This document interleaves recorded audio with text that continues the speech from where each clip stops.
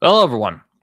Welcome back to this show that we occasionally do called Britain's Social Club. This isn't Britain's Hangout Hour exactly, because that's more of a podcast.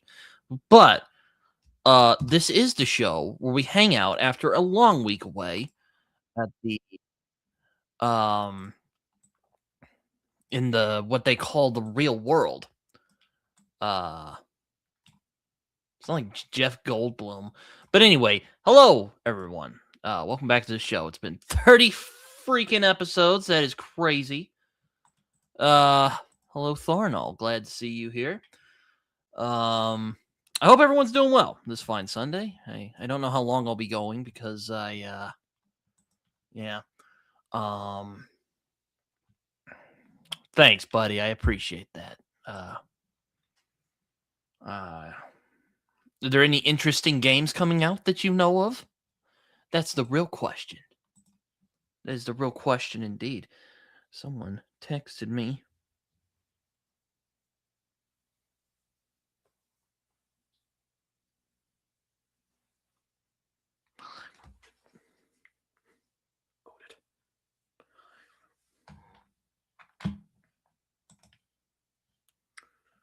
Yes, hopefully everyone's doing well today. I don't know how long this will be going on. Um, but I hope to go on for at least a little bit because I like doing these, believe it or not. Even though, um, you know, I am also doing a show this evening because we'll be doing a not a live show, but just a discussion about Grant Morrison's Animal Man. So I have my compendium here. Um, Very much looking forward to talking about this. I've been setting this up for about a month, and well, actually 2 months, to be honest with you guys. Since I stopped reading this back in March, believe it or not. But yeah, no. Very excited. I'm gonna actually have Tim Callahan, who is well, was is kind of a scholar of Grant Morrison comics. So I'm very much looking forward to having discussion. And also I'm gonna be having Shay on, so that's gonna be fun too. It will be up on Wednesday. But anyway, what is everyone reading at the moment for those who are here and care about that sort of thing?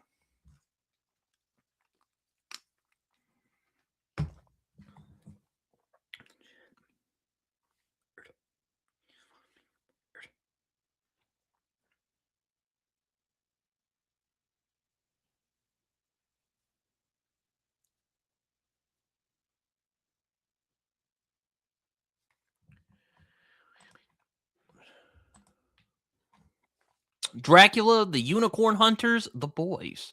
How's that going? The Boys is a interesting comic, I will say. I know it's kind of again. I always think of the scene from Captain Fantastic where Viggo Mortensen and his kids are like, "Interesting's a non-word." I always think of that, but yeah, it's one of those books I find kind of like something like The Invisibles or you know some of Alan Moore's kind of works like this, where League of Extraordinary Gentlemen comes to mind, but really where like his best and worst attributes are just put into one book. Um, Boys is going slow, too slow. That's a good point. Yeah, the pacing is a tad glacial, I will admit. Especially, I do think that's a problem the boys had. It went a bit too long, but I've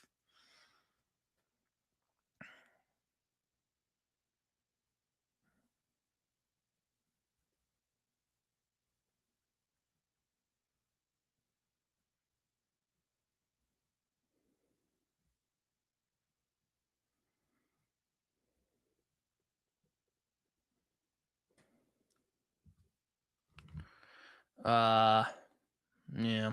Anyway, but yeah, no, it's I find it's a misunderstood series, honestly. But it's also one where I definitely understand a lot of the criticism. It's not a pleasant series to get through. Um, for lack of a better word, there's a lot of ways I could describe it honestly, but it's yeah, it's not a fun book to read always. But um Billy Butcher's great, so that's always a good thing. That's always kind of the funny thing. Is like all the people who don't like the boys, they like Billy Butcher. I don't know why. I may write about this at some point. What else are you reading? I am reading um American Tabloid by James Elroy, which is an absolute crackerjack at the moment. Um, it's like getting absolutely it's like getting a sledgehammer to the chest, honestly, the prose style in this, but I love it. It's great.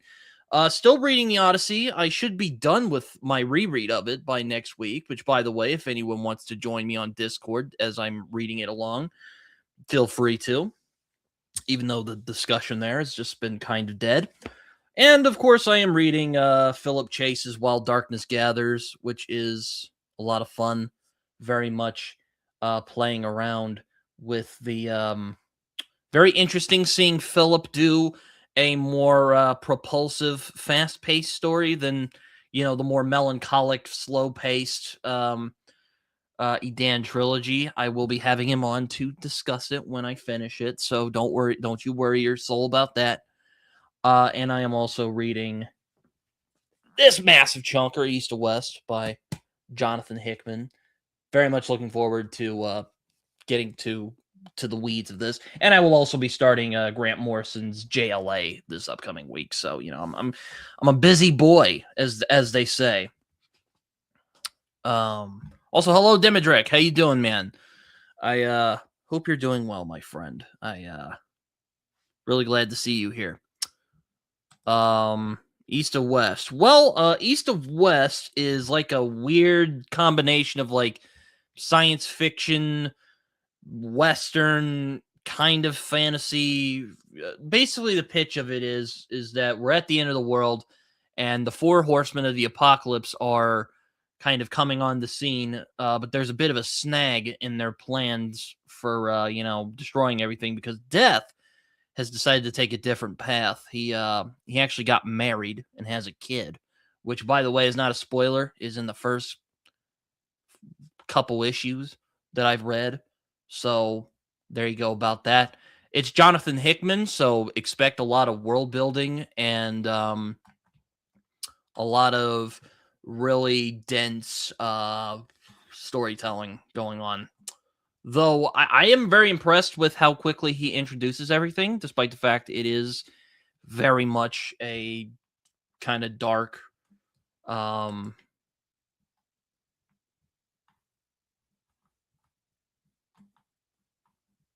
it says, "Oh, sorry, I read it. East of West. Thought it was something else." Oh, okay. Well, there you go.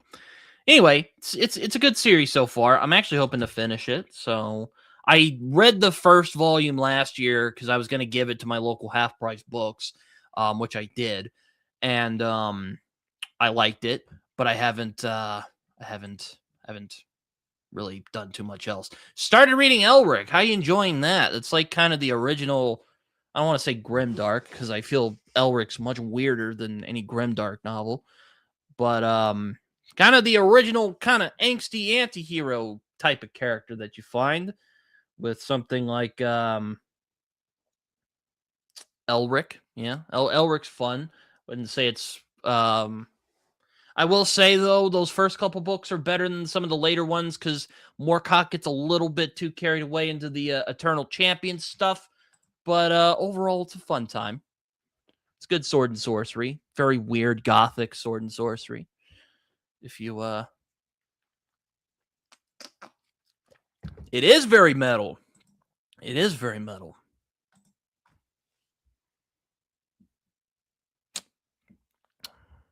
Mournblade. The hell is that? I don't even know what Mournblade is.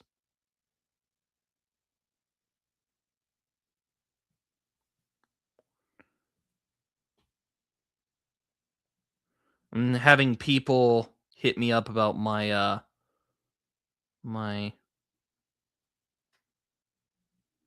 Oh, I forgot that Mournblade was the other blade, but yeah, okay. Sorry about that. Oh, you're just early in then. So, yeah, it gets really freaking weird after that. So, don't worry, you'll You'll see it eventually. It's hard to say. I really like Stormbringer a lot, so I'll probably say Stormbringer. But yeah, it's been years since I last read Elric for the first time. Yeah, and Yerkun, yeah, that guy's not a fun. He's not a nice person. We'll just say not a nice Melnibonean. If any of you ever heard "Cry for Tanalorn" by I think it's Blind Guardian, that's a great song. I'm not really a metal guy generally. That's more like Raph's thing. Which I don't know where Raph's at today. I haven't heard from him today, but he's doing good. Yeah, the French. I read some of the French Elric comics, which are very good. The art in them is just wonderful, wonderful, wonderful stuff.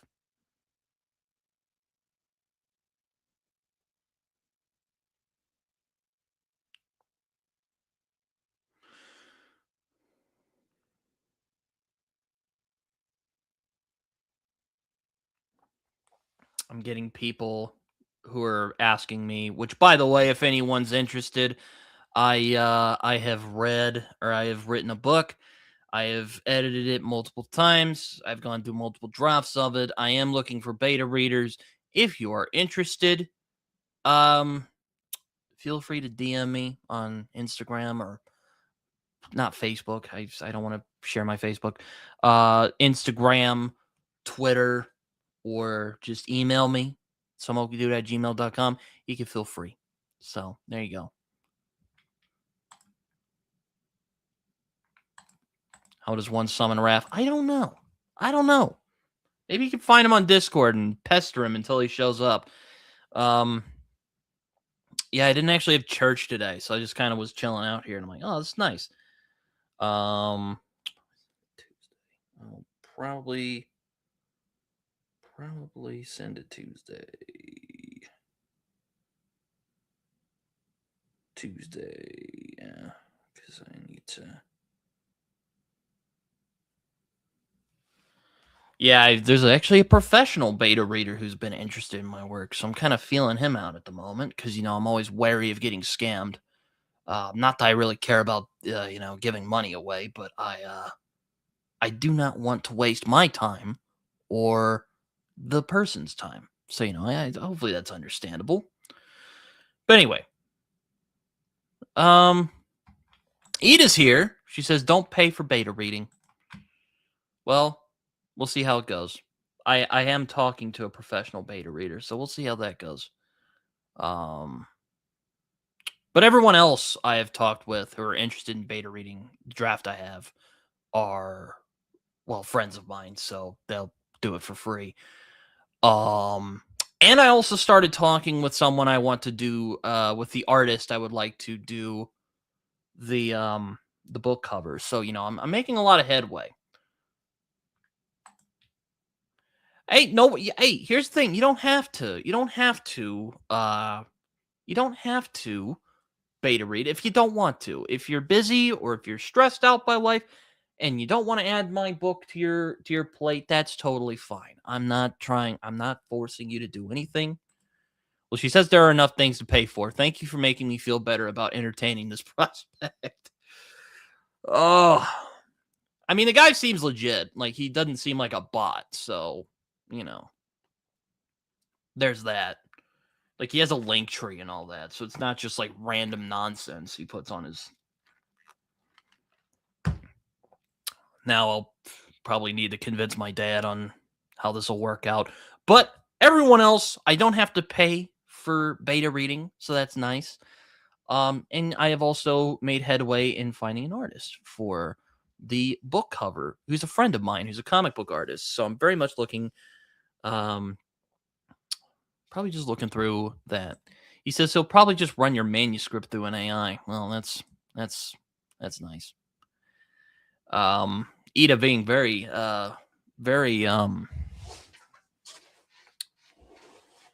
probably have to convince my dad first because he's been helping me with the editing of this damn thing. But yes, But if any of you have like questions about the book, because we are kind of starting to get into it's something I have talked about a few times over the last 3 years, but I've kind of kept it hush hush because I did not want to get people too excited about it because I didn't want to disappoint them when inevitably I'd have to keep working on it. So if any of you have any questions about the book, feel free. I would love to answer them. Probably should save this for a specific video or stream about the book, but you can ask now if you want. No spoilery. No spoilers, unfortunately. So you probably won't ask anything that's spoilery, but because you haven't read this yet, but does it have dragons? No. Does it have vampires, dark lords, or the devil? I will not say on devil, but I will say it does have a dark lord in it, though he doesn't show up in the book. Might be a spoiler. Oh well. But no dragons. Though I have thought of adding dragons as like a myth thing, because I'm kind of tired of dragons. Does it have magic? Yes, it does. It's a dark fantasy novel, so yes, it does have magic. Magic.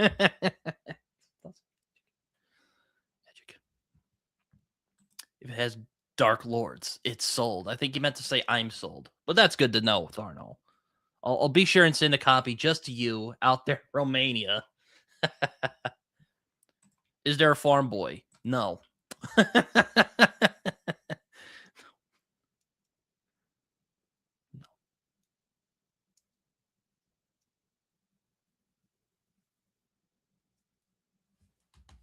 Is our protagonist a farm boy? No. Tharnal says, not enough Dark Lords lately.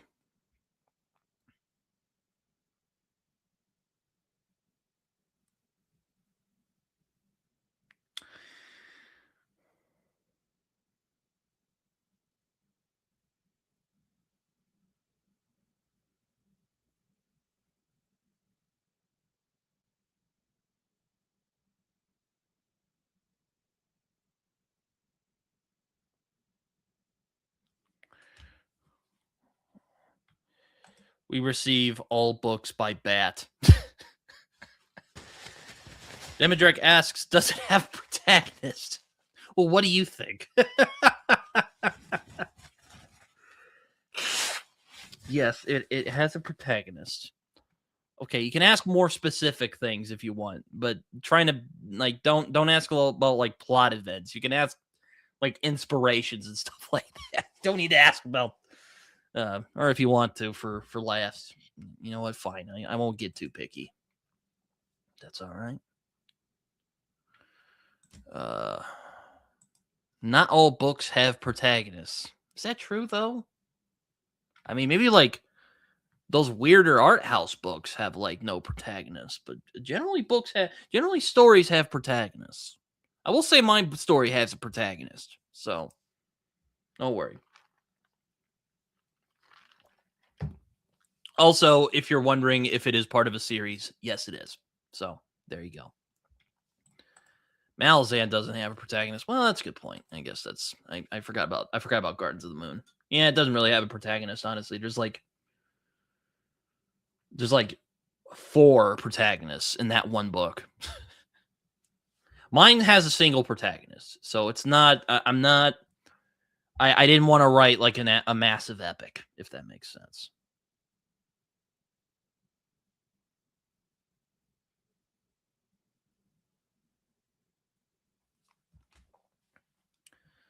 Barnell says, "Of course it does. It's good guy Cowor," and I don't know who that is. I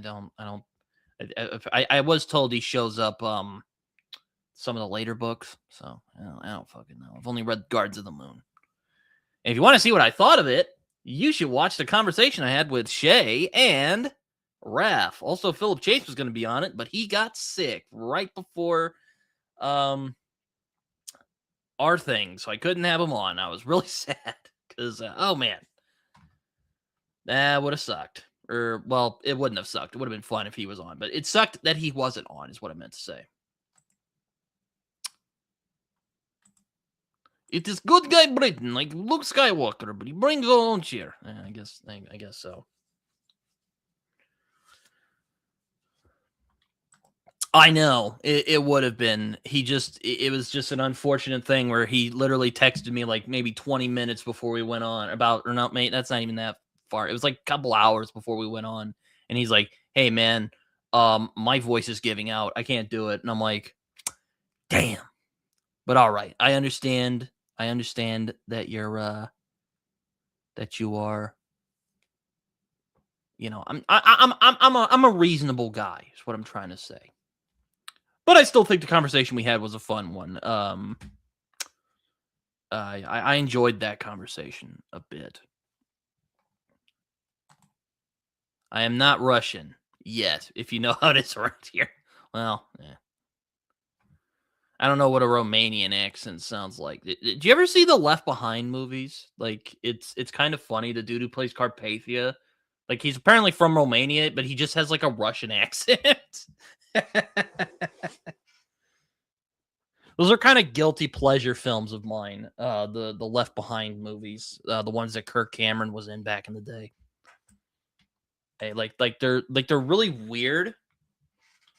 Um, and the effects aren't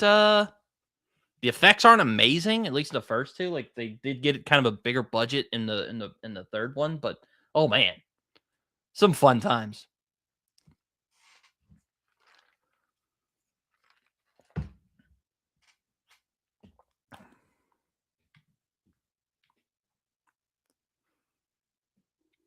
Speaking of Philip Chase, though, I am reading While Darkness Gathers at the moment, which is the follow up to um the Adan trilogy, and it's really fun. I'm really enjoying it a lot.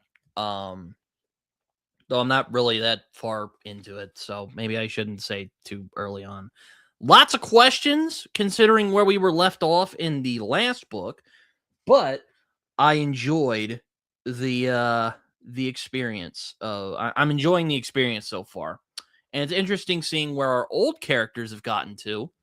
And it's also fun meeting some of the new characters too. I'm very attached to Volund because Volund has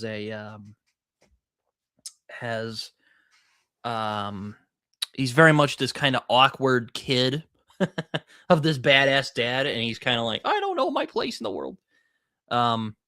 He's great. Though I will say, Ida, if you are interested, the Adan trilogy and While Darkness Gathers specifically has dragons in it. So there you go.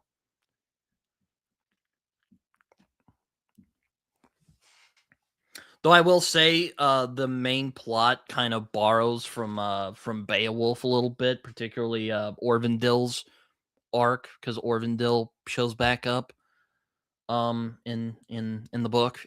He very much is of the he's very much in the Beowulf thing where he's trying to kill this dragon. He's like, why the hell are they trying to attack now? And he's an old ass man, so he can't really do it anymore. um, so yeah, it's a good time. But anyway, if anyone has more questions about what the book is or what it's about, you can ask me. I'm not against talking about it now since kind of I don't want to say the cat's out of the bag, but um yeah, I think it's the one that Day Raven talked to, if I remember correctly, who's attacking in While Darkness Gathers. I could be wrong on that. I wish Philip were here. He knows because he wrote the damn thing. Uh Anyway, oh yeah, I was gonna text him later about the book. I'm gonna be reading it later tonight. But yeah, it's gonna be a busy day over here at the Summers house.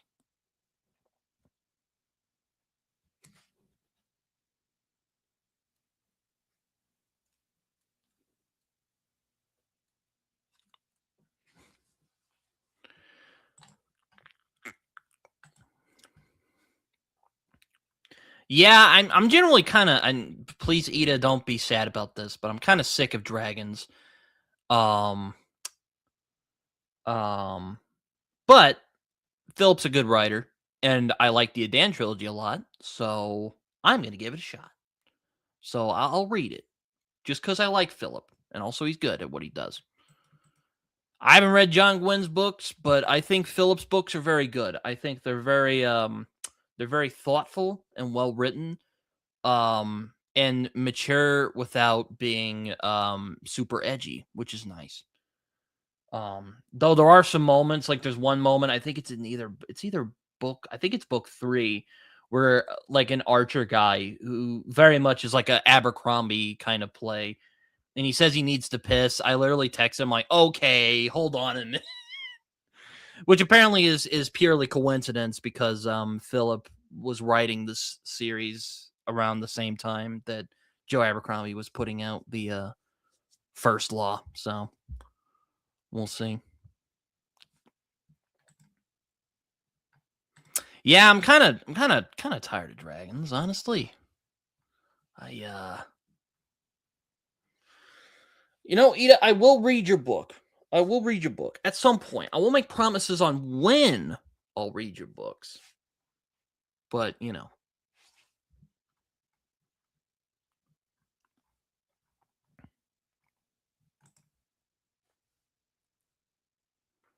I guess Demidrek does not like John Gwynn. You're not alone. I was about to say, Raph does not care for John Gwynn either. So there's that. Maybe if we say his name 3 times, he'll show up. Be like, what's going on here? How come I wasn't invited? Which the answer would be, you were, my good friend. But you always are. But I just didn't hear from you today. So Jody is here. She says, read Ida's sci-fi book, Britton. It's great. And John is here. Says, write Ida. Hope everyone's doing well. Someone contact. Nope, it's just a notification for the Act Man. Yep, I am part of his Discord because I like the Act Man. It's funny you're reading Moorcock right now, Demidrek, because I actually just recently read Gloriana, which is great. First 5-star I gave to a book in a while. So, there you go.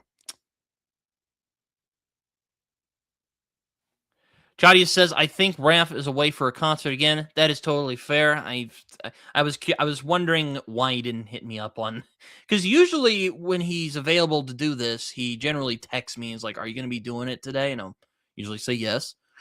But if he's at a concert, what we can do. You should read Ted Williams. I know. I need to read Ted Williams at some point. It's just there's so much freaking fantasy out there, guys. Like, I know I won't be able to read it all, before I go. Which, speaking of, I'm actually thinking about giving away my copy of The Black Tongue Thief, because, look, I don't want to yuck anyone's yum. I know this is a bit popular on BookTube. I don't get it, personally. I thought the book was not that good, but it does have a beautiful cover. Like, look at that. I'm very much a cover design snob, and I really like the cover for this. I thought it was going to be more of like a Fafhrd and the Grey Mouser type of thing. It was not. It was not. It was not. It was not Fafhrd and the Grey Mouser. It was like Joe Abercrombie trying to do Fafhrd and the Grey Mouser and doing it badly. I digress. Oh, God. I don't know if I want to read this. Chadia says, you're 20 years, Britton. You still have a lot of time left. That's true. I am 25. I was making a video angsting about being 25 years old recently. Remind me what Grey Mouser is. It's the sword. It's by Fritz Leiber. It's the Sword and Sorcery. It's the two. I wish Liam was here. He would. I'll say Liam's name and he'll be like, "Hello." But yeah, no. It's by Fritz Leiber.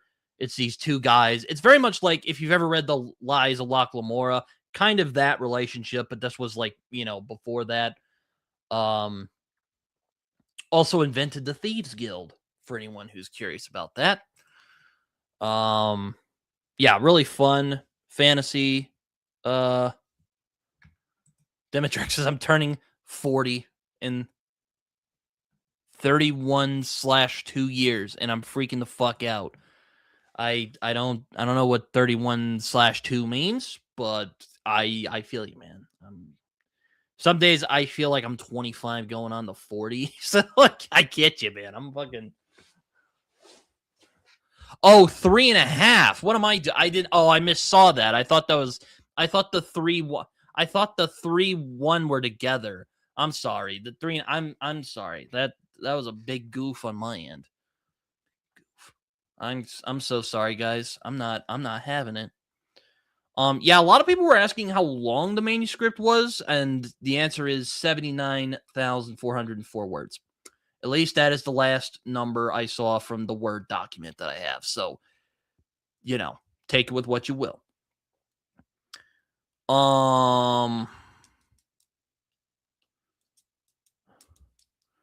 Yeah, 3.5 years. That's fucking crazy, man.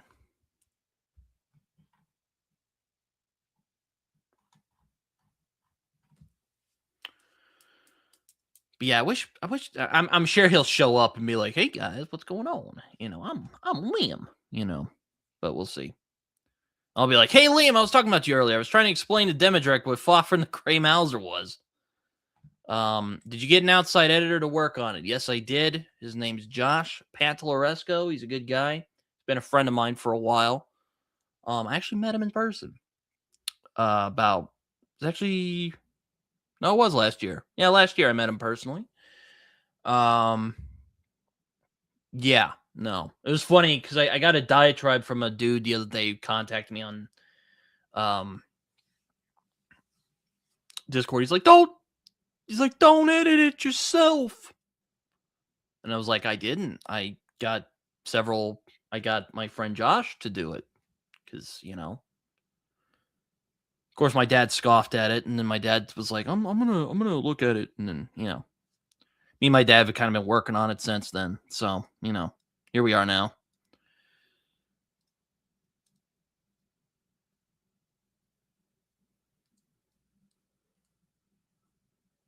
Why the hell do they keep fucking showing Damian fucking Walter on my feed on YouTube, even though I unsubscribed from the son of a bitch? I'm not interested in his content anymore. The guy's a fucking cocksucker. He's never. What I mean is, my dad's never impressed by any of my ideas, and he thought that what Josh did was unhelpful, even though I thought it was very helpful. So let's just say disagreements were had. Who's Damian Walker? It's Walter, like Walter White. He's a science fiction critic on YouTube, but he often also rants about why communism is actually a good idea, even though it isn't. Also just a massive douchebag as well. So I finally got fed up with his, being an asshole, and unsubscribed from his channel and left his Facebook page and all that fun stuff. Oh, Aaron's here. Hello, Aaron. Aaron will definitely know what I mean because I've commiserated with him a few times about how much of an absolute douchebag I think Damian Walter is. But if you are interested in some science fiction commentary, he does do it well. He's just a massive jerk. So be warned.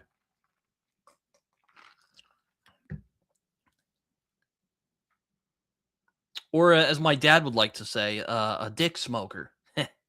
So there you go. Probably don't say that around other people. It's probably not very PC, but Yeah, anyway. Don't like the guy, got fed up with him, and I unsubscribed from his channel. So there you go. And from his Facebook page. And also anywhere else where I was following him, because I'm tired of seeing this dude's fucking wall. Aaron says, if you didn't know Damian Walter wrote for The Guardian, you'd be about to guess the way he acts. Doesn't he work for the Guardian, though? I guess that's not too surprising.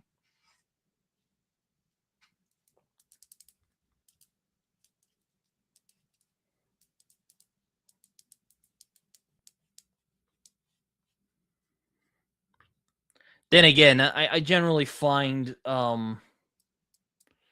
I mean, you know, I do listen to people who have a very left bent, like, you know, Raph, for instance. Um, but you know, Raph is also can be kind of grumpy, but he's a good guy, and he's not a massive jerk to people who disagree with him either. So, you know, there's that. I mean, he did threaten to punch Mike that one time, but we can forget about that. Tharnell says sometimes being blissfully ignorant is a good idea. Yeah, well, now you're not.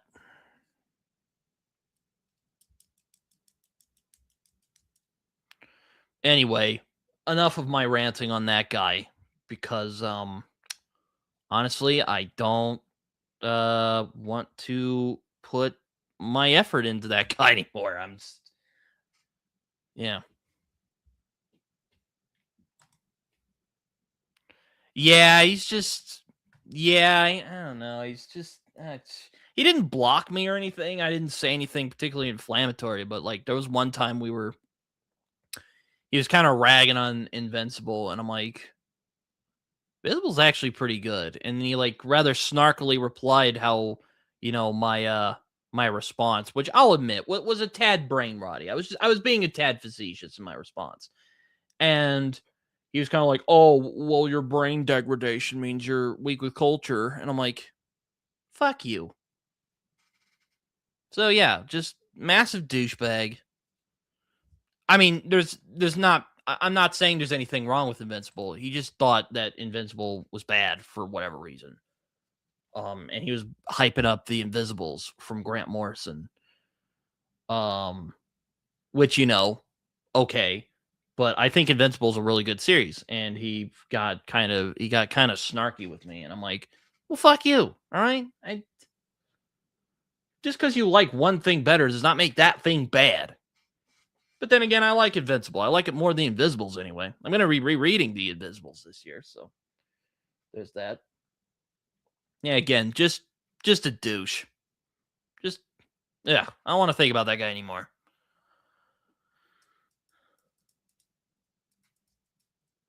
I did think about sending him an email the other day where I'm just like, you know what? You know, you're always complaining about how you think capitalism is conspiring to make your videos underwatched. I think the reason why they're underwatched is because you're a massive jerk off.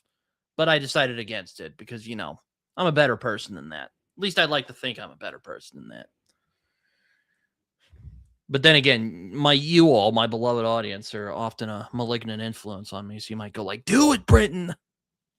Make them suffer.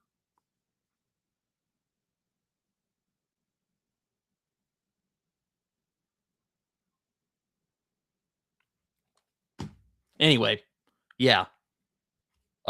Invincible is a really good series. It's very great actually. If you could probably tell, I have the 3 phone books back there.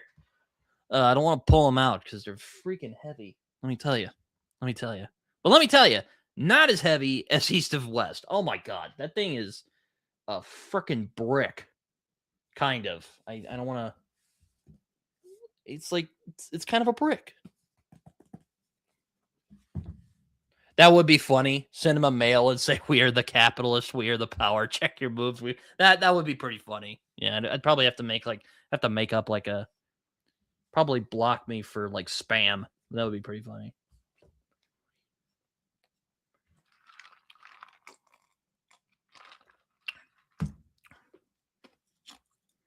Yeah, Aaron, who's just here a few minutes ago, it was funny. He left like a meme where it's like, I'm not saying it's Marxism, but it's Marx. You know that meme of the dude from Ancient Aliens, the guy with that meme that goes around of the Ancient Aliens guy. Um, yeah, it's fun. It's great. But yeah, no, I'm just annoyed. Um, but stuff that didn't annoy me, I saw an interview the other day with Doug Rushkoff and Alan Moore talking about, you know, magic and authoritarianism and all that. It was quite a good conversation. There wasn't any clickbaity answers or questions about Watchmen. So, yeah, good times.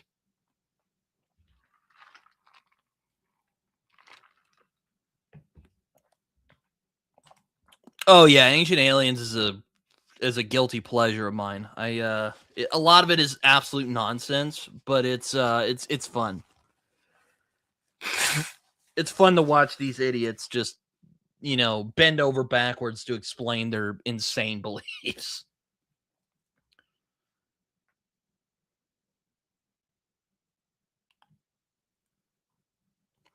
I don't know if any of you I don't know if you've seen the Alt History Hub did a video about Ancient Aliens a while back, and it's great. It's really, really fun. I really enjoyed that episode a lot.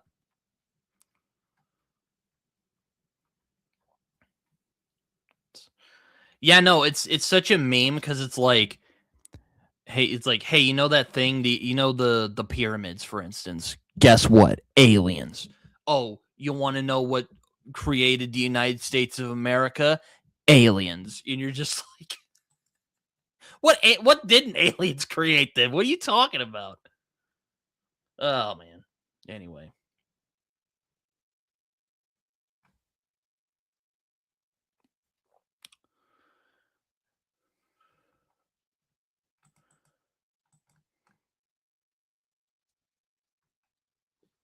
I mean, I'm not saying aliens don't exist by any means. It's just, I mean, you know, there has to be some sort of extraterrestrial life somewhere, but they're not interested in what our silly asses are doing. Honestly, I don't blame them. It's probably we're going absolutely insane over here. Um,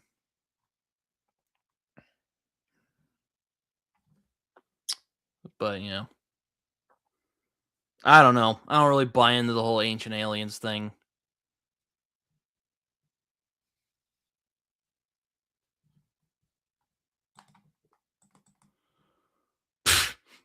Okay, I know you're just trying to get a rise out of me, Tharnell. It has been 250 years apparently since the United States of America um has come in existence.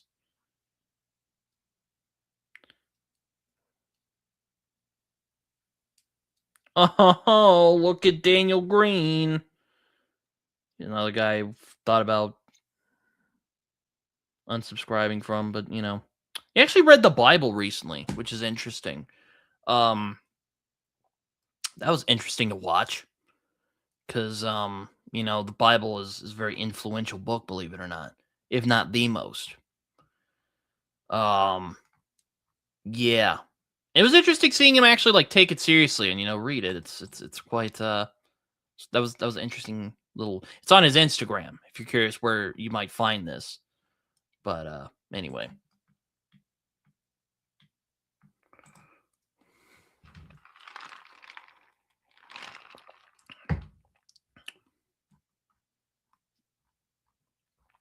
Also did a video about Planetary recently with Joe and Cody Walker, who wrote he did write some of it. He edited a book about Planetary. It's a lot of fun. We do digress a bit, but it's kind of a given with Joe. Joe likes to digress. And I like to digress too. So it's not just Joe.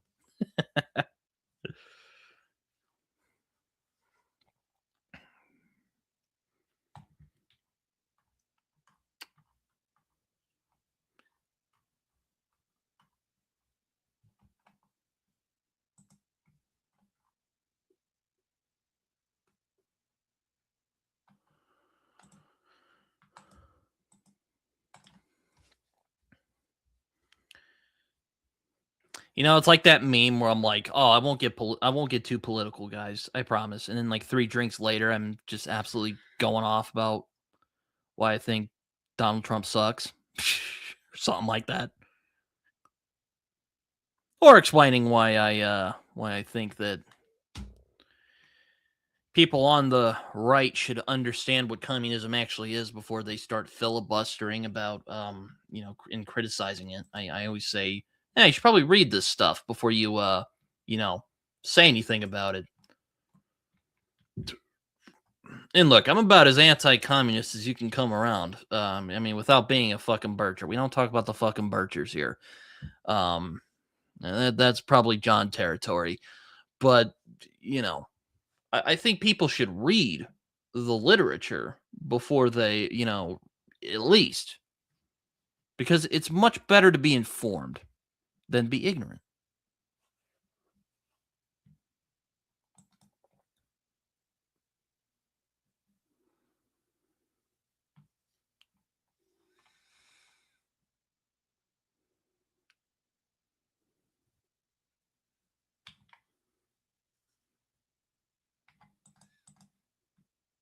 Thinking of communism, today I finished Black Myth Wukong.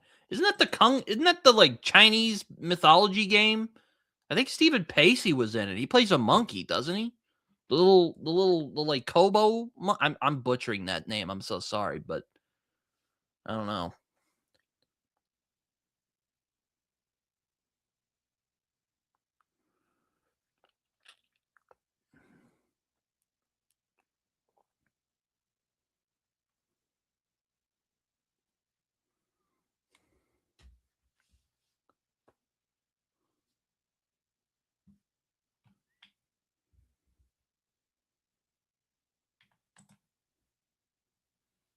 And there was this Mao guy who took care that we don't have too many of those Chinese stories. Damn it. Yeah, no, Mao Zedong was not a good guy. I'm kind of surprised that Mao Zedong hasn't become as infamous as Joseph Stalin, because someone was going off the other day about how like Joseph Stalin was actually underrated, and I'm like, that's a fringe belief even among communists. What do you mean? Why isn't liking Mao a fringe belief too? Like, I would think communists would have some sort of standards.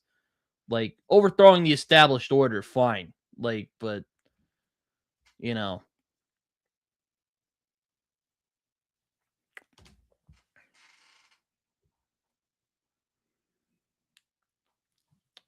he was what? Stalin? What do you mean? If you mean Mao, I mean Mao is a mass murdering psychopath. Not too far off from Stalin, I think, but people like Mao for some reason. I don't know why.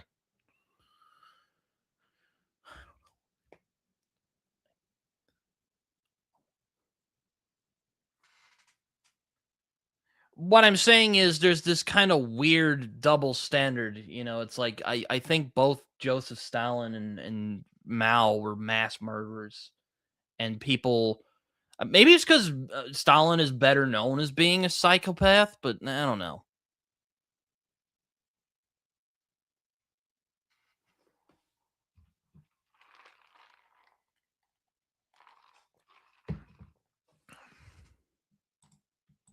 Sure, Thornall. Sure, we'll go with that. It's like that one guy in that photograph with Stalin. He just disappeared. He just vanished. Then again, I don't think anyone in the original Soviet Union were particularly good people. I think Lenin and Trotsky were just as monstrous as Stalin was. They just didn't have the chance to really become infamous in the way that Stalin did.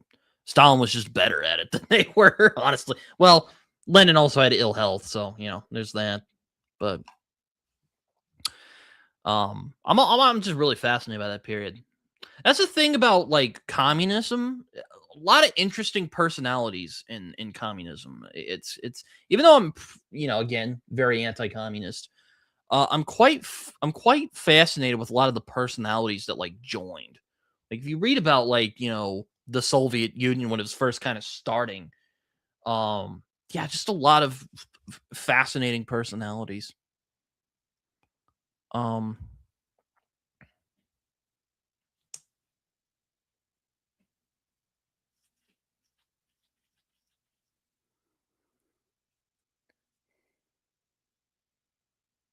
oh god, my eyes are being weird. Something in my eye. Yeah. Ida, I generally would agree with you on that. Gistel Hayward is here. How you doing? He's from. I actually thought you were Demodrek for a while because Demodrek was gone. Um, was kind of in hiatus for a while.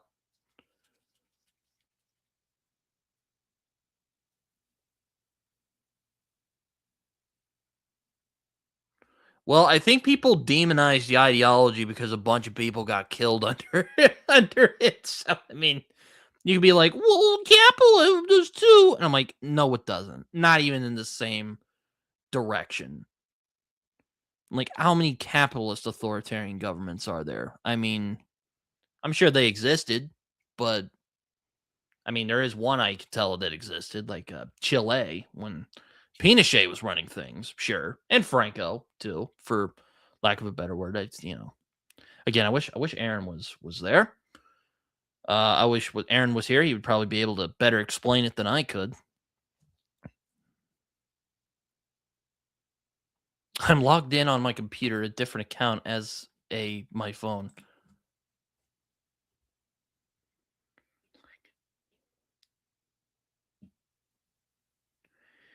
I hate to bring up. Well, you know what? I won't say that yet. I'll wait.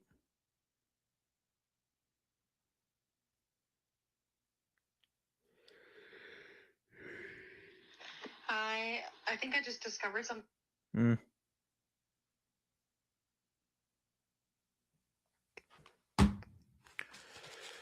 Oh man. Well, I was going to say that I think Damian Walter actually made a good point the other day. Even though again, I don't fucking like the guy. But he mentioned why the reason leftists often don't succeed is because they're trying to change the game and not necessarily, enhance or try to play within the game, if you want to call it that. I think they're right. I think he is right on that. I think he had a good point there. Um, of course he's leaving out all the mass murder and stuff like that too. But nobody's perfect. Anyway, we do have a guest in here. That of course is Aaron. How you doing, Aaron?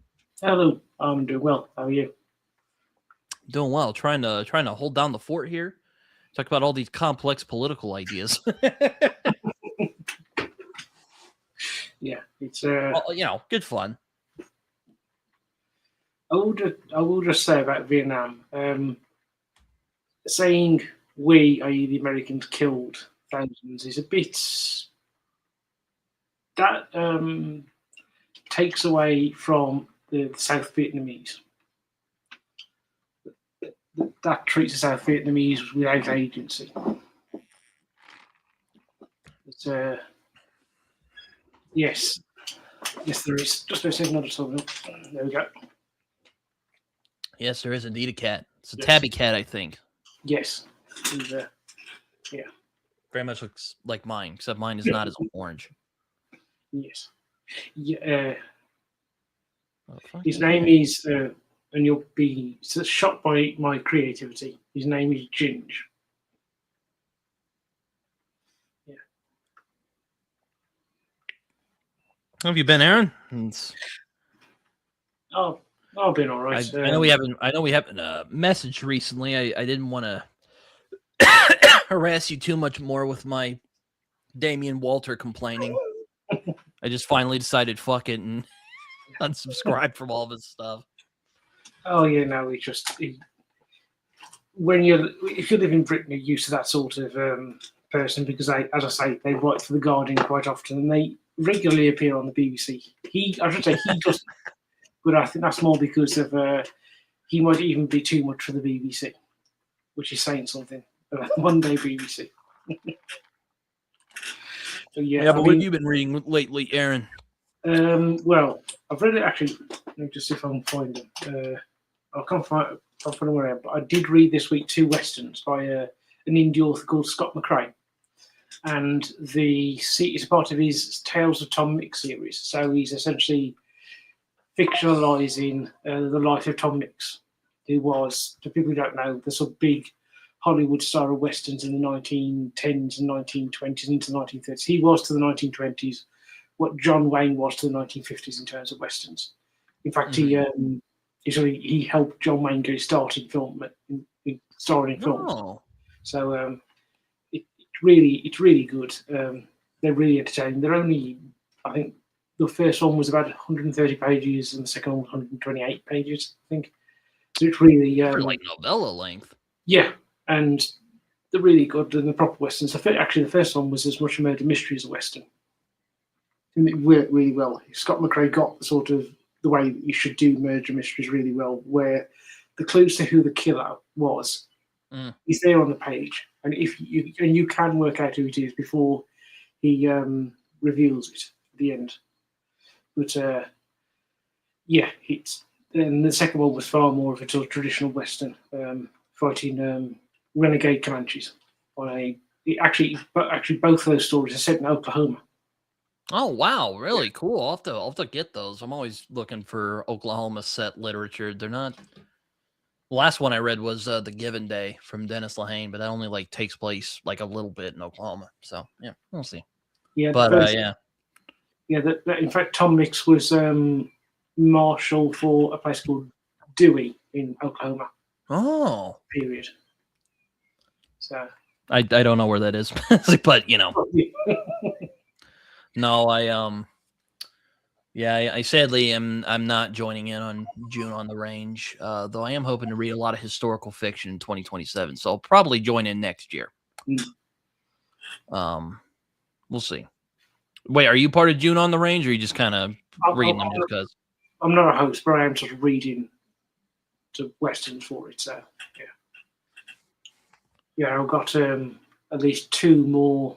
I've got the third book in the Tom Mix series I'm going to read at some point, but I've also got two what I call Black Horse Westerns, which, if anybody's watching this is from Britain, if you go into your local public library, there's usually a bookcase full of these sort of hardback Westerns. So I'm just getting them to show you.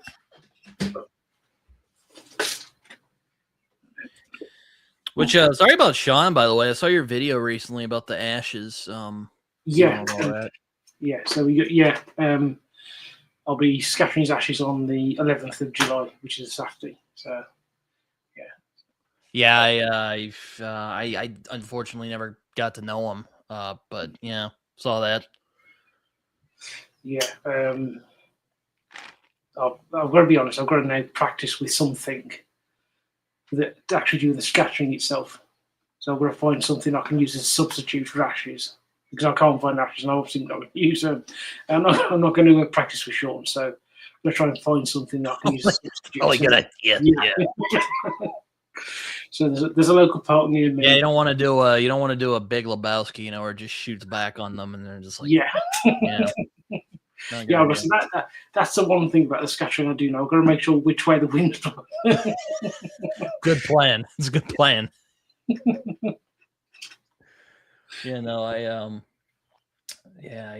I've always been kind of creeped out by cremation. I mean, I guess it's your body, your soul or whatever consciousness is gone, but it's like burning it, man. Like, used to be a person, man.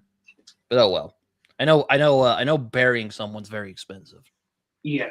Like my grandmother wants to be cremated, for instance. I won't say how much it costs for the cremation, but it wasn't cheap, and that was. Oh, I imagine not, but yeah, but no. I mean the as you say, burying somebody is a lot more expensive. Angry Otter Reacts. I've never even heard of this guy, but he just popped in. It's like, howdy, all you crazy cool kids just stumbled on this chat. All right, how you doing? Glad to see you here. Nice to meet you. Yeah, I will say, Aaron, I'm sure you'll be interested to hear. I did start American Tabloid, and oh man, what a crackerjack that book is so far. Yes, it is. It's really good. Yeah, I'm very impressed. It is very much playing with that kind of LA Confidential type of compressed style. Though there are some times where like the prose is so compressed, the kind of finer details kind of get lost, but overall it's really effective. Yeah, it is, and the narrative is really good.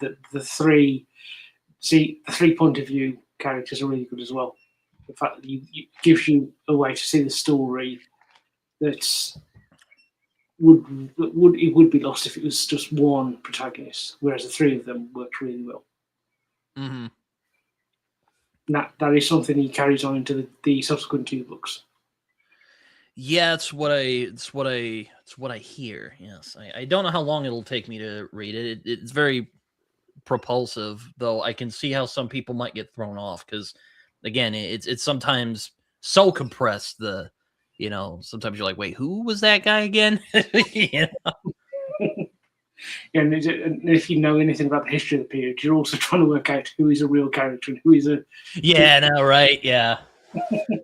Though, yeah, I know I've mentioned this to you before, but I absolutely fucking hate J. Edgar Hoover. So seeing Luttrell fuck with him was very fun to see. So Oh, that was great. that's something that repeats throughout the books, where the characters are having get their own back on Hoover at various points. Yes, Ida says there's an otter in the chat, an angry one. I like this guy already. He's no, but yeah, man. Like what Elroy does in like 90 pages, because I've only read the first part so far, is crazy in a good way. I mean, just like he introduces who these people are, what the conflict is, what they're wanting, what the story's going to be, all that. Though I will say Kemper is kind of hard to read as a character so far. I think that's intentional though. But like he hasn't grabbed me yet as someone like a Pete Bondurant who is just like, damn. Yeah, I'm gonna say he is my favorite character throughout the those books. He's just so entertaining. And then I think I like Ward. Ward has an interesting arc throughout the story. Yeah, it's interesting seeing Elroy kind of play with his archetypes in at least in this book so far, because Bondurant is kind of like a play on someone like Buzz Meeks, or I kind of feel like Kemper and Ward are like if he split Ed Exley, it's kind of the two traits he has and put him into two different characters. It's really quite fascinating. I find it fascinating anyway. Yeah, it is though interesting. Bondurant is in. I think he's in White Jazz, possibly. Yeah, I haven't read White Jazz yet, but I do hear he does make an appearance in that. Yeah, which makes sense. If he's in like I think he's in L.A. in the first part of this. I think so. He's in Beverly Hills, helping Howard Hughes do his Howard Hughes stuff. Those scenes with him and Howard Hughes are really just. I can't. They make me smile because they are. I think Elroy there is having as much fun as he wants, just between the two of them. He's like, "I will do it to you, Liege," and he's like, "Get the fuck out of here," He's helping him like shoot up fucking opium while he's watching cartoons. I'm like, this is great. Yeah.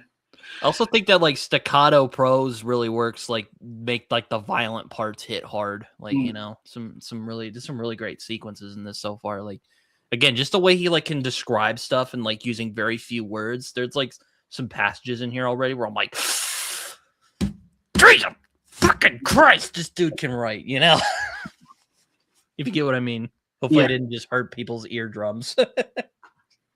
Yeah, I mean, I think I'm not sure if you got to the stage where they deal with the Teamster in the. No, I haven't gotten to that yet. Oh, no, but I won't mention it. But Jimmy Hoffa did kill a guy, which I was like, damn, okay. Damn. And Ward's like, I like Ward and Pete's dynamic so far. He's basically doing that whole like, I know it was you. You fucking did it, and I'm gonna find out how you did it. Yeah. And I've got to say the portrayal of the Kennedys is interesting. It is not the Camelot myth. It's very much. It's not the Camelot myth of JFK. It's also not the Camelot myth of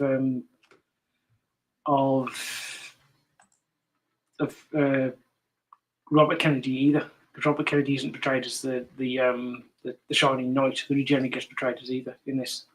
They're very much humanized. Yeah, I mean, I haven't seen too much of them so far. I mean, Elroy doesn't, detract from the fact that JFK, He liked the ladies, we'll just say. Yeah. I remember reading once if he didn't have sex like 3 times a day, like he'd get headaches. I'm like, that's crazy. Like, Yeah. Oh yeah. look, I'm a degenerate gooner to the 3rd degree. I don't know if I'm that. I think you might have a serious problem there, Jack.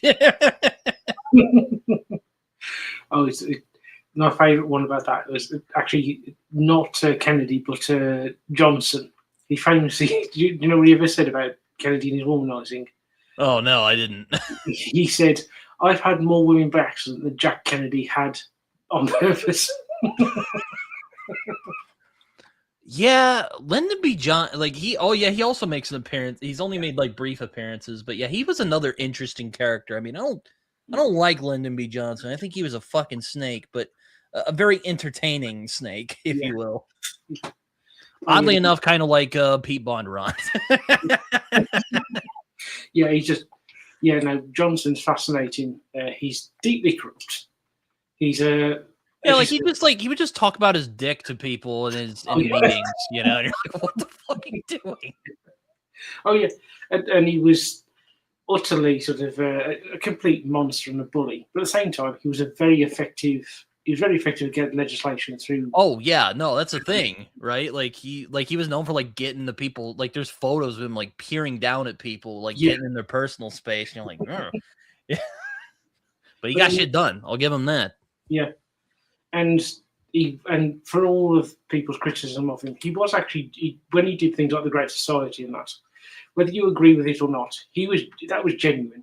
He was not. It wasn't a trick. I mean, he really did.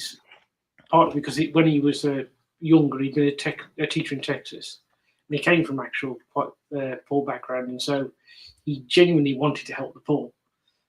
Whether you think the Great Society was the best way to go about it is another question. But there's never a question of however much of a monster he was, and he was, and a deeply unfaithful husband, which he was, and a bully and a liar. That wasn't insincere.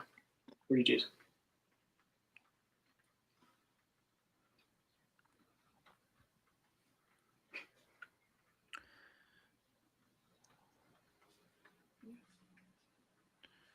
Yeah, no, I yeah, but anyway, really enjoying American Tabloid so far. It's a refreshingly unromantic take on American history. Also, again, you know, it's hard to go wrong with Elroy. Well, actually, I do think he sometimes goes on asides, but here, this is very controlled, I think. Yeah. Now it may get into like LA Confidential, where like people are plotting against each other, and then there's like double plots on each other. But we'll see. But so far, plotting's very tight. Yeah, it is very tightly plotted and very well plotted as well. The story, I don't think. Obviously, it has been about 10 years since I last read it. I read all 3 books, but I remember the first one being very, very straightforward. Mm-hmm. There wasn't any fat on it, as it were. He'd done the job properly, gone through. There was no, yeah. That's funny because I was thinking a similar thing. I'm like, yo, are we ever gonna see that guy again? Probably not, but it was fun while it lasted.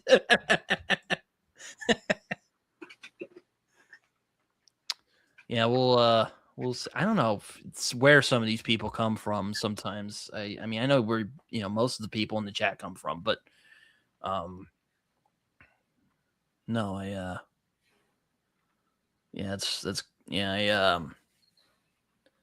am also reading I am rereading the Odyssey. I will be done with it probably next weekend, so that'll be fun. And let me tell you, for a classic piece of epic poetry, it still holds up very well. So, might not shock many of you, but it's nice to know. I mean, I've never read the Odyssey. That's one that I do want to at some point read, but it just, as with many things, it's just getting around to it. I got the Fagles edition. I didn't want to get the Emily Wilson translation because I just felt the language was rather plain.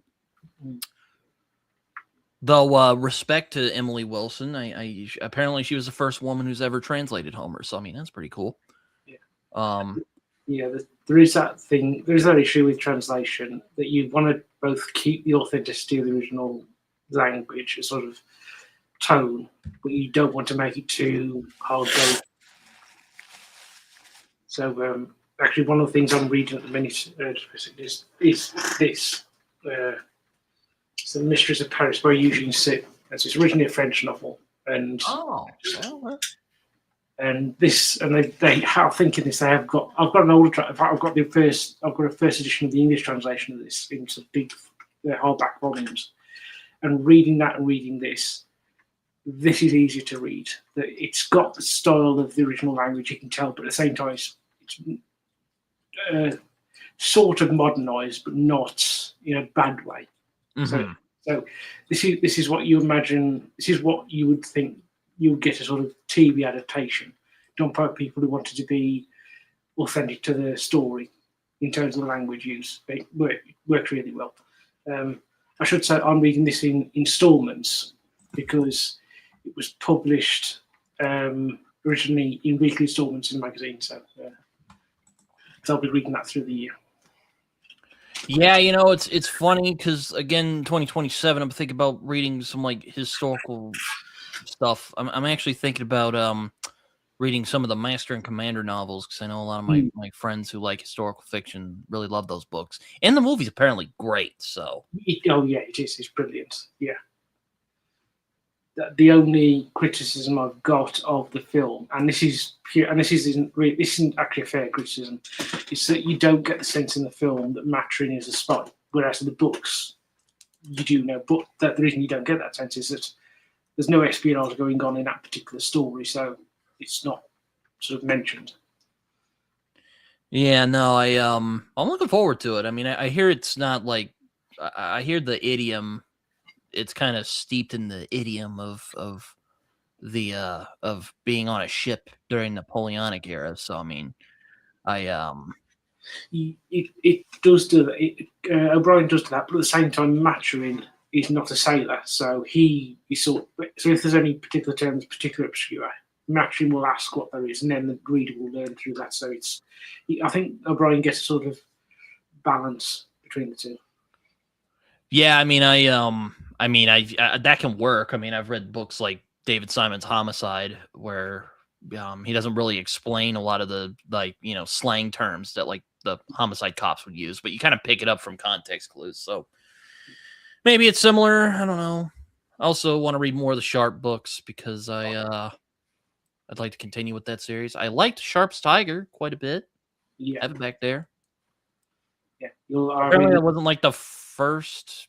I don't know. I'm not going to get into that chronology. Yeah, well, it is chronologically, Sharp's Tiger is the first Sharp's book, though it's not the first one in terms of being written. But I've got to say, when Bernard Cornwell wrote the first Sharp books that were written, he started with, I think, Sharp's Eagle, and then went up to in the early 80s, and then he went back in the late 80s and wrote Sharp's Rifles, which is the prequel to Sharp's Eagle. So he had a habit of sort of writing sort of stretches of books and then going back and writing other books that slot in. Also, my friend Max trying to get me to read the Horatio Hornblower books. So, try not to overwhelm myself here. They're really good. You're probably actually I would recommend reading the Hornblower books first before you read Master and Commander books, the Aubrey Maturin books, because that will get you into things. Forrester isn't as sort of in the weeds as it were as O'Brien. But once you've read the Hornblower books and you come to Aubrey Maturin, you'll find the sort of barrier there isn't so strong, or isn't there, because of the experience from the Hornblower books. Yeah, I just I'm just trying to. I mean, there's other stuff, but I'm hoping maybe to at least start them. I won't promise to finish all of them because there's like freaking 20 books in some of these series. I'm gonna read some of them. I mean, in the case of Bernard Cornwell was shot, I think they're on the 25th book. Oh my god! And he'll have another one coming out next year, probably. Oh man! I think September this year, and more than likely I'll have another one out next year. One thing I would recommend with Bernard Cornwell is his Starbuck Chronicles, which are about a New Englander who ended up fighting in the Confederate Army during the American Civil War, and it's and he fights in the Confederate Army whilst his father is a New England preacher who's an abolitionist. And it's it's really interesting. The series, I think there's only about 4 or 5 books in it. Bernard Cornwell stopped writing them because he went to write the books that got adapted into The Last Kingdom. And he said that once he'd written those books, he'd go back to the Starbuck Chronicles. But I would actually recommend the Starbuck Chronicles. They're really sort of entertaining. I'll have to. The Civil War was one of the first kind of wars I followed. Really, I mean, damn Yankee I am, I guess. Though now I really like. I also really like colonial history too. I just from that I don't know, from the period of when like the Puritans and all the other people kind of started going basically the English rejects went to the colonies all the way to like the Napoleonic era. I find that kind of period of time really fascinating. Just because of how much changed, really. Yeah. All the thinkers from that time, Actually, there are 2 Bernard Cornwell standalones that you probably like. There's one called The Fort, which is about the Penobscot expedition in 1778, I think it was. Wait, what's it called? The Fort. Oh, really good. It's about, as I say, it's about the Penobscot expedition, which was the worst American naval defeat until Pearl Harbor. Uh-oh. Yeah. Oh no.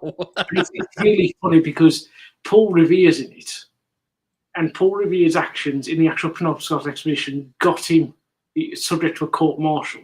Oh no.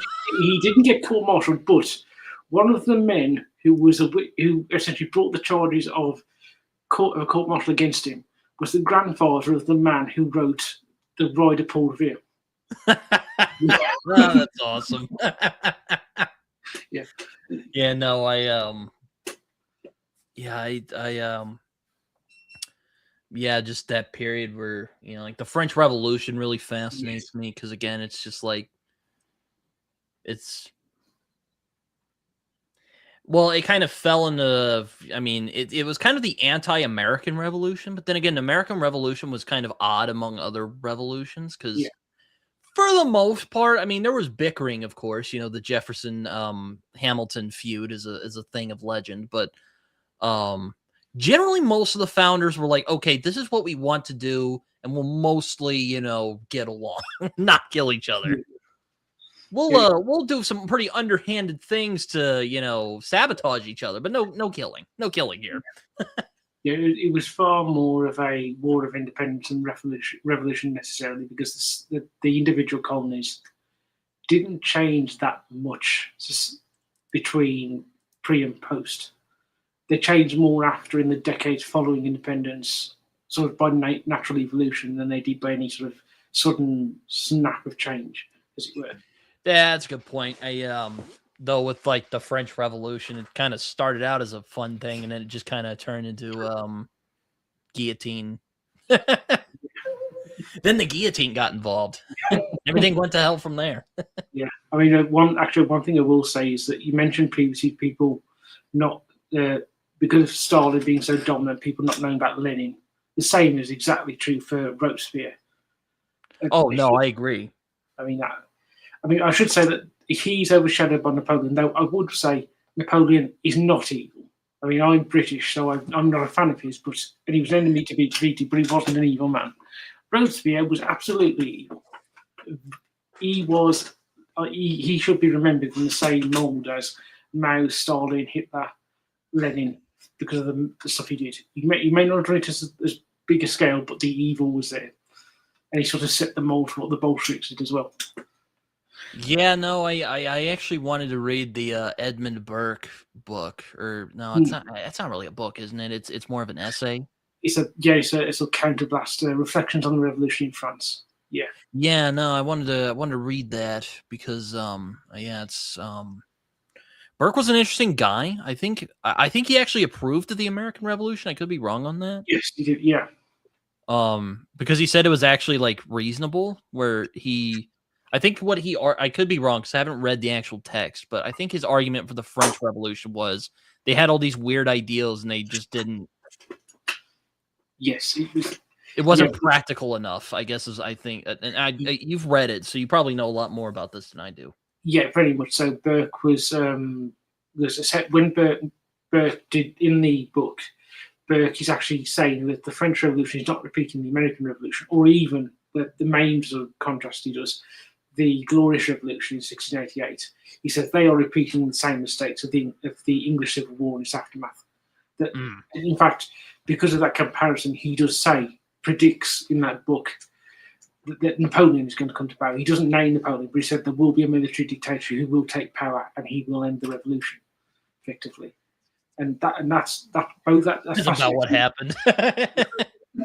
It's really fascinating because Bert predicts Napoleon's rise, despite the fact I think it's 8 years before it happens, and the year before it actually happens, Bert dies. So he never lives to see his prediction come true.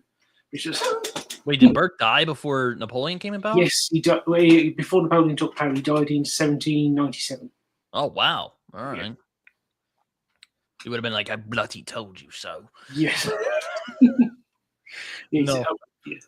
It's interesting, the sort of British response, because you have Burke on the one side who's saying, right, French ideas are the dangerous thing. Whilst the Prime Minister was actually Burke's friend, William the Younger, saying, no, French armies are the problem. We can deal with the ideas afterwards. We've got to defeat the armies first. And so you sort of got that debate was going on at the time. It was interesting. Actually, to mention the French Revolution, one book I am going to be reading from the book club this month is The Scarlet Pimpernel. That's the pulp character, right? Yes, this is it's well worth it. I would recommend anybody who's not read the book to read it because it's really good. It's a really good adventure story. You can see why, for example, a lot of the superheroes are sort of inspired by him, but also think like Zorro as well. You can see sort of influence there. But also, if you've not watched one of the films, there's a film made in the 30s with Leslie Howard, and then one in the 80s with. Hello, Mac. How you doing? I was actually wondering where you were, Mac. This was actually the guy I was telling you about who was telling me to read the Hornblower book. Yeah, actually, one of the. Have you watched the TV show Hornblower? Yeah, no, he actually shared me some episodes. It's kind of funny because I know the guy who plays Hornblower from the Fantastic Four movies. He played Mr. Fantastic in those movies. But yeah, almost all the Hornblower, the TV show Hornblower episodes, with the exception of the last two, are actually set during essentially the French Revolutionary Wars. Unlike Sharp, which is obviously set very much in the Napoleonic Wars.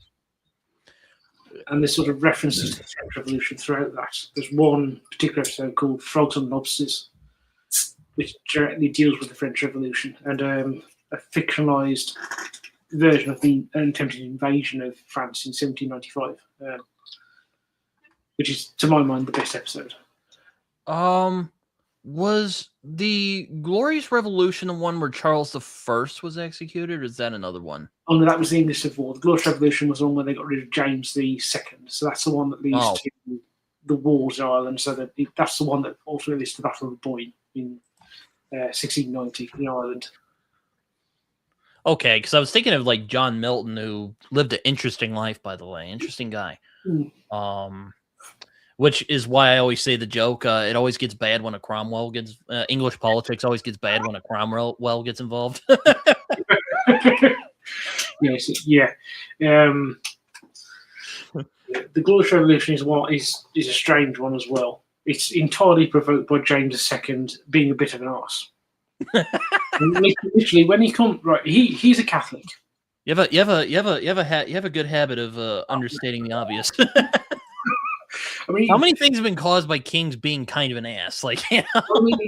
I mean, in his case, it was genuinely being an arse, because when he becomes king, though he's a Catholic, everybody's willing to accept that as long as he ensures the country remains Protestant. And then he does a series of things that ultimately, the one being having a male heir who's Catholic, and ultimately everyone say you've got to go.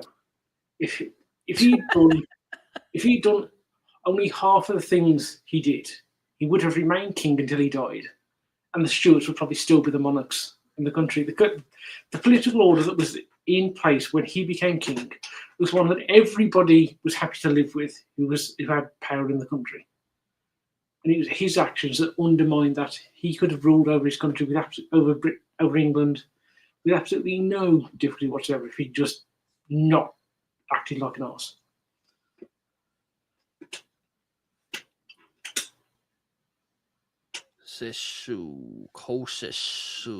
Oh, is that Tito? Isn't that guy? I could be wrong on that. Ceausescu.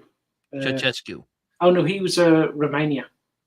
Oh, he was the one who got shot against the wall. There's the film.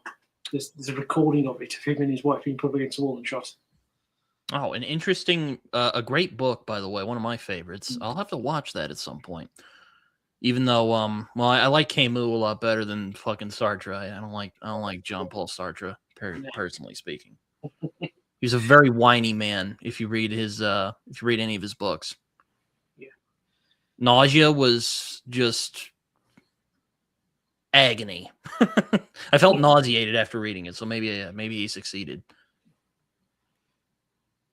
You know, I've got to say, of the French writers of that period, Camus seems the only interesting one.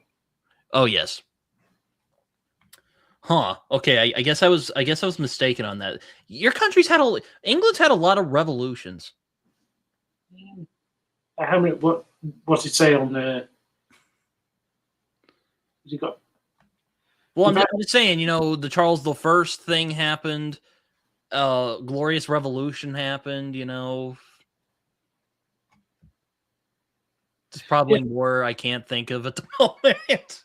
Well, actually, it's the 100 Years' War, though I don't think that was a revolution. That was just a war that lasted for 100 years. But we technically have only had sort of two revolutions, which is the English, essentially the aftermath of the English Civil War, with Protestant Reformation, you know. Yeah, and the Glorious Revolution. But we've had a hell of a lot of civil wars. I mean, we've only had. You have had a ridiculous amount of civil wars. Yes, that's true. Yeah. Now, I've got to say, people in Britain always complain about why do you teach about the Reformation. I do say to them, you do know if you hadn't had the Reformation, the English Civil War and the Glorious Revolution would not have happened. That sets up everything. The actions in the 1520s and 1530s is why you get the English Civil War and the Glorious Revolution. Without that, those two events don't happen. It's just Yeah, it's either that or they fought over France for all those years. Yeah. Yeah, I remember I was watching some like history of where King John and it's not William the Lionheart, it's Richard the Lionheart. Yeah.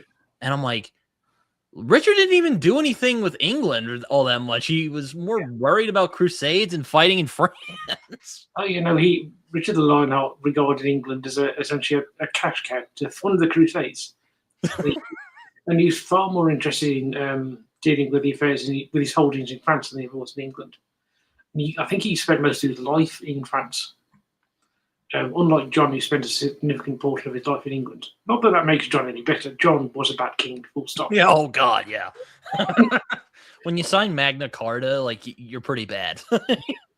And people always forget the reason why that was sort of the end of events that really started with John losing Normandy. Just that's the event that sort of starts to turn everybody against him properly, because he can't even do the one thing an English monarch in the Middle Ages at that point is meant to do, which is defeat the French. Just full stop. If you do nothing else, as long as you beat the French, you're going to be the aristocracy are going to be fine to back you. Yeah, no, I read I actually rewatched The Man with the Iron Mask the other Mm, day. The old film from the 90s, which is kind of, I think it's a Musketeers film. But yeah, um I'll admit it's not the best thing I've ever seen, even though I do really like Leonardo DiCaprio in the dual role. mm, But it's a fun movie. I like it. It's very like soapy and melodramatic in a fun way. It's kind of a guilty pleasure movie of mine. yeah. I don't know what you think or if you've seen it, but I enjoyed it. You know, I'm old enough that I remember watching it when it first came out on TV in the late 90s. Oh yeah. Yeah, you Written by the should. same dude who did Braveheart, by the way. So don't expect it to be a historically accurate film, No. but it's fun. Yeah, you should. I've got to say, there's an earlier version from the 70s. It's got Richard Chamberlain, who obviously was in the the actual Richard York, Oliver Reed Musketeer films. I've wanted to see those for a long time because I like Oliver Reed quite a bit, but and also Oh, Christopher Lee's in it. And apparently, because Christopher Lee was a fucking badass, he actually knew how to sword fight. yeah. Yeah, those films are So he great. did. So he did the sword fights himself. Yeah, and Charlton Heston loved those films. You got those two Musketeer films in the 70s. Then you got the Return of the Musketeers in the yes, it is. It's a yes. I think it is. I don't know what it's called. Yes, that's it. That's the one. Yeah, Viscount of Bargenol. There's the Musketeer books are the D'Artagnan romances. I've only Also ever read. Dumas, interesting guy as well. Interesting backstory. His dad was a very interesting man. Yes. Fought with Napoleon actually in Egypt until Napoleon kind of fucked him over. Yeah. As he's one to do. He did that with another French general as well, the Egypt campaign. And Napoleon left that general and his troops back in Egypt as prisoners. He just left with his troops. Yeah, it's funny. I was talking with Mac, who's in the chat the other day about the Napoleon movie, and I'm like, I don't think you could justify his life in a single movie. Like, you could make a whole movie about a battle or a campaign he was in, and it's been done. Like, Waterloo's a good movie. Yeah.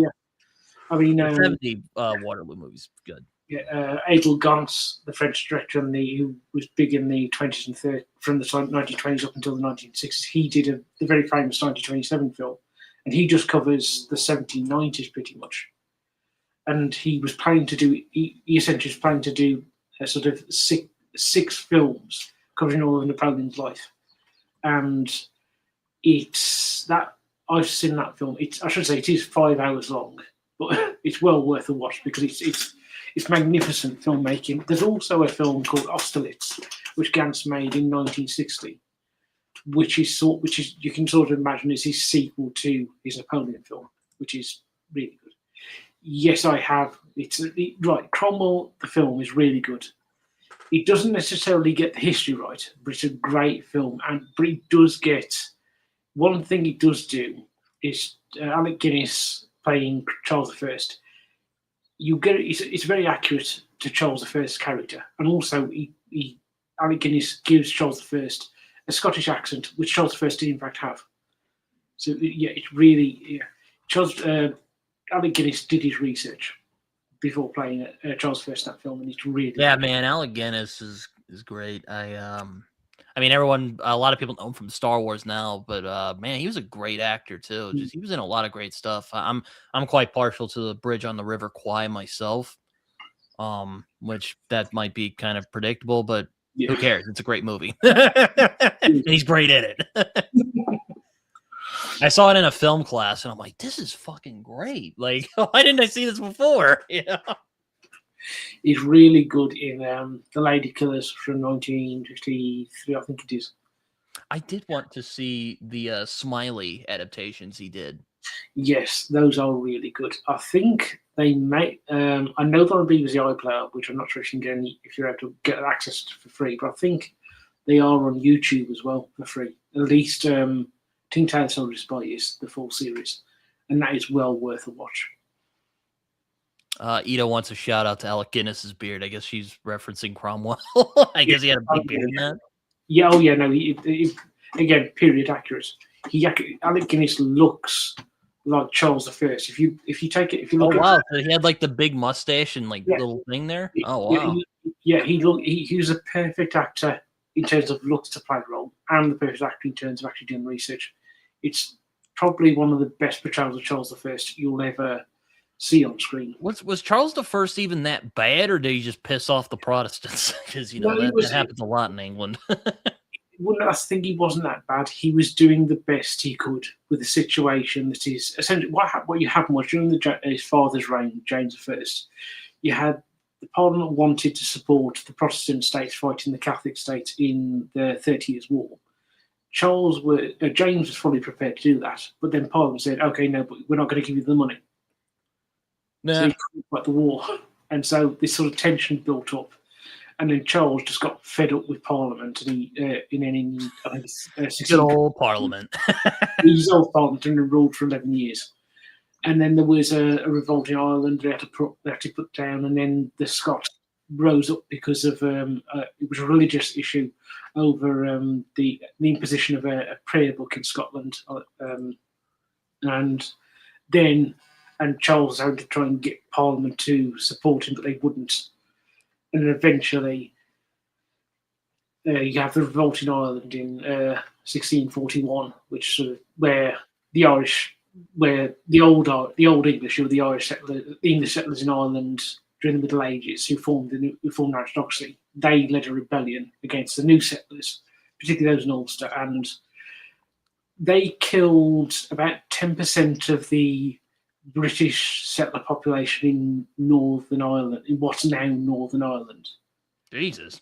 Yeah, a huge amount. Irish nationalists tend to like to sort of play this down because they all say Cromwell was evil, but they never like to mention what had happened in 1641, which is the reason why Cromwell acted like he did.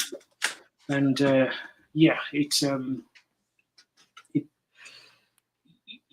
and they also don't like to mention the fact that the people that Cromwell was fighting were Irish Catholics who were royalists fighting for Charles I or Charles II at that point. So they weren't even Irish nationalists. Oh boy. The English Civil War is really interesting, but it's really complex. And it's as much religious as it is political. If you read a lot of sort of history of the English Civil War before the 1970s, particularly written by someone like Christopher Hill, great historian. He was a communist, but he was a great historian. You get this sense it's a class war, but that's really not true now. It was a real sort of the English Civil War was a real sort of melting pot of religious grievances, economic grievances, political grievances, and sort of manoeuvring by pretty much everybody involved. That sort of dragged the country into a war.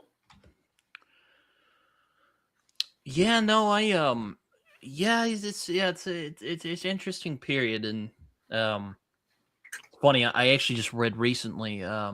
It's a fantasy novel, but it's Gloriana by Michael Moorcock, which is kind of his.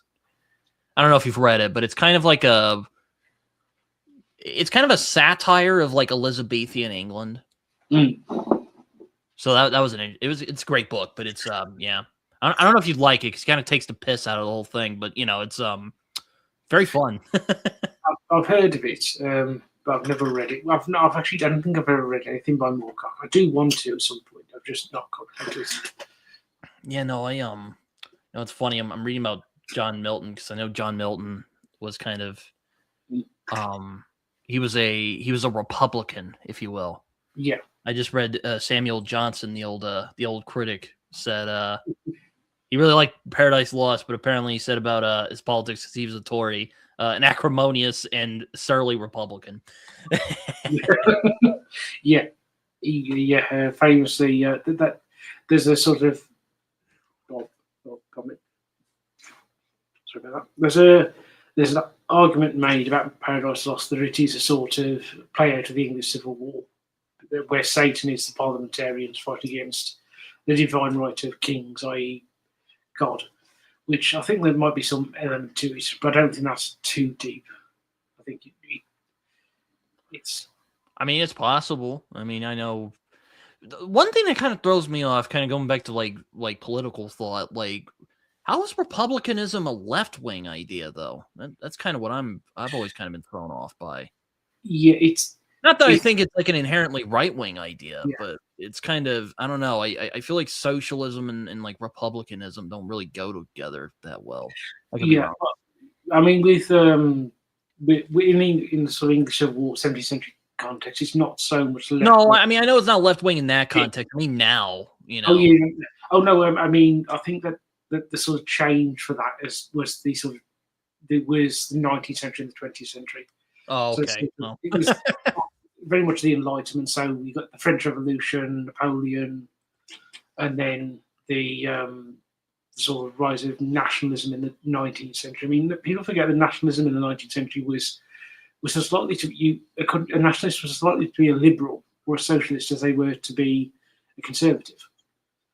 And that quite a lot of that republicanism was a part of that. It was a part of national identity. That monarchy was regarded by a lot of nationalist movements as reactionary, backward-looking sort of suppression of the nation.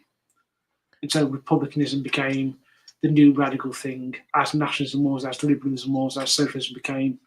And then in the 20th century, I say that because I generally consider myself a liberal of the classical vein, you know, of like a John Locke or even Thomas Paine. But like I don't consider myself particularly left wing. I don't think that's a particularly left wing idea. But yeah, I could be wrong on that. I mean, I think it sort of it really things start to sort of change in the late 19th into the early 20th century. So if you think about sort of the high noon of republicanism in Europe is the interwar period. It's the collapse of the old sort of conservative monarchies in Austria-Hungary, Germany, and so on, and their replacement with republics. And to that, I think, is where republicanism became associated with the particularly the political left. Yeah, he was. Although I'm going to say there's a famous story on the bridge of the. Wasn't he also Fagin in his Yes, he was. Oliver Twist? Yeah, wrong on that. Yeah, he was. Yeah, and that film's quite. We're back. Yeah, that other version of Oliver Twist is quite controversial because of the way Alec Guinness portrayed, because of the way Alec Guinness looks in that film. Because there was accusations at the time of Lean and Guinness playing into sort of anti-Semitic tropes with the way Fagin is portrayed. And you can sort of see that if you ever look at stills of Guinness in that film. He does look like a sort of anti-Semitic cartoon in a way. There is a funny story about Bridge on the River Kwai, where the original novel.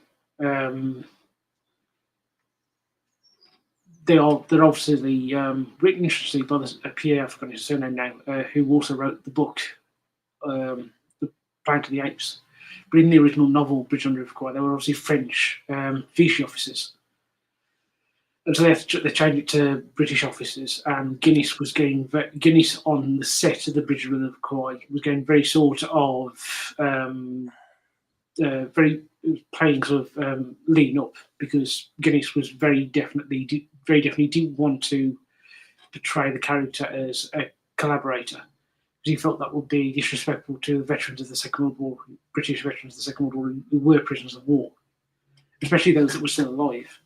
In fact, when Bridge over the River Kwai came out in Britain in the 50s, the officers, there were veterans organisations of many who worked on the Burma Railway who were British prisoners of war, and they protested the film because they felt it was accusing them of collaboration, which they obviously hadn't done. Yeah, I've wanted to go into the Luther Arkwright comics. I've wanted to read that for a long time. I just haven't gotten around to them. Brian Talbot's definitely one of my blind spots as a reader, but you know, one day, you know how it is, Aaron. Yeah. That stack gets bigger and bigger as the time goes on, you know. Yeah. Yeah, and you think you've got on top of it, and then 3 books suddenly appear you want to read, and you got Or to you'll see like a video from someone going like, "Hey, here's this book I read." And you're like, "Damn it, it sounds interesting." Yes. I write it down. Yeah. No, but yeah. I still need to see Lawrence of Arabia. I actually learned recently that T.E. Lawrence actually did a translation of the Odyssey. So that guy was a real Renaissance man, from the Yeah. sounds of it.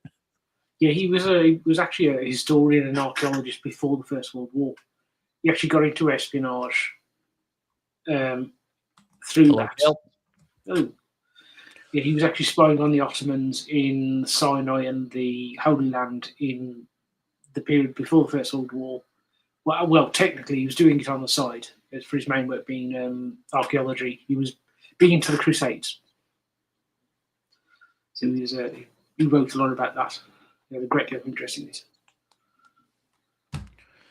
Yeah, it's interesting. He's an interesting guy. I still need to see Lawrence of Arabia. It's one of the classic films I haven't seen.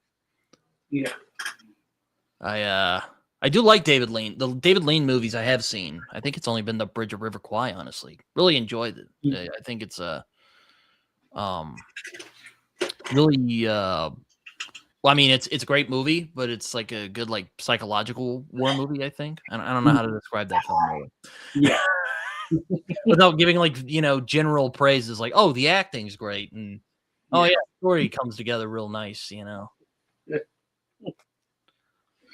Yeah. I'm kind of curious what you think of it because it's a film. I read an article about it a while ago where it was talking about how it's about kind of holding on to this idea of being like maybe not proper Englishmen, but like proper. There's this kind of obsession with like proper warfare, if that makes sense. I find. I think that kind of lends to what I interpret the film as is that kind of thinking is kind of nonsense. But at the same time, it's kind of coming from like a non-enlightenment kind of era. I don't know what you think of this. Yeah, there's an argument that Nicholson is letting his sense of doing the right thing get it, sort of bringing him around to essentially collaborating with the Japanese on building the railway. There is that, yeah. But I think there's also that's part of the reason. That's part of the reason for the controversy when the veterans saw it in the 50s, because in fact there was a lot of them said, no, we did our duty, but we also made sure we were sabotaging the railway. They would do things like they'd make holes in the wood and they'd put ants in there, so the ants would eat the wood out, and then they'd have to be forced to so that the wood would have to be the sort of the wooden, the lumber. I forgot what you call them on the railway. The ones that you got the rails there, and then you've got the wooden bit between it. They'd make sure the ants could get inside the wood there, so that they'd have to be continually replaced. And so I think it's, I think Nicholson is well, I guess what I meant to say. It's interesting to me because Nicholson, the character, seems like this kind of conservative, English guy, who kind of believes in this idea of being like a proper Englishman. I know as a conservative Englishman, I was curious what you thought of that. If it was like a straw man, or if you thought it was an interesting exploration of that mindset. I think it definitely is, yeah. But I think Nicholson is a bit of an exaggeration, but it is interesting to look at that. You get that sort of thing with a film called, you may well have seen it, The Life and Death of Colonel Blimp. I don't know if I have. No, I don't think so. That's a really good film that was made during the Second World War, and that sort of does criticise the traditional way of war with the main case. Really good film. It's a really entertaining film. But Churchill almost banned it because he thought it was against will go against morale. He didn't, and it became a very popular film. And it isn't an attack on. It isn't something that sort of undermined morale, but it was criticising that sort of very dyed in the wool procedure first attitude that you had, some old fashioned ideas. Yeah, it's funny. Cromwell kind of turned into I remember someone saying that the Oliver Cromwell kind of became a king in all but name after the whole revolution. Yeah, and in fact, Parliament offered him the crown at one point, and he seriously considered it, but then he said no.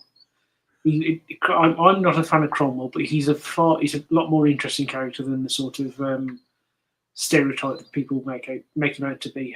The reason why the Commonwealth didn't last was because as Lord Protector, as Thurnall says, he went into his son succeeded him, Richard, and Richard was not. Richard was by all accounts a perfectly nice man, but he wasn't fit to do the role. But Cromwell, the whole thing you've got to say about the Commonwealth era.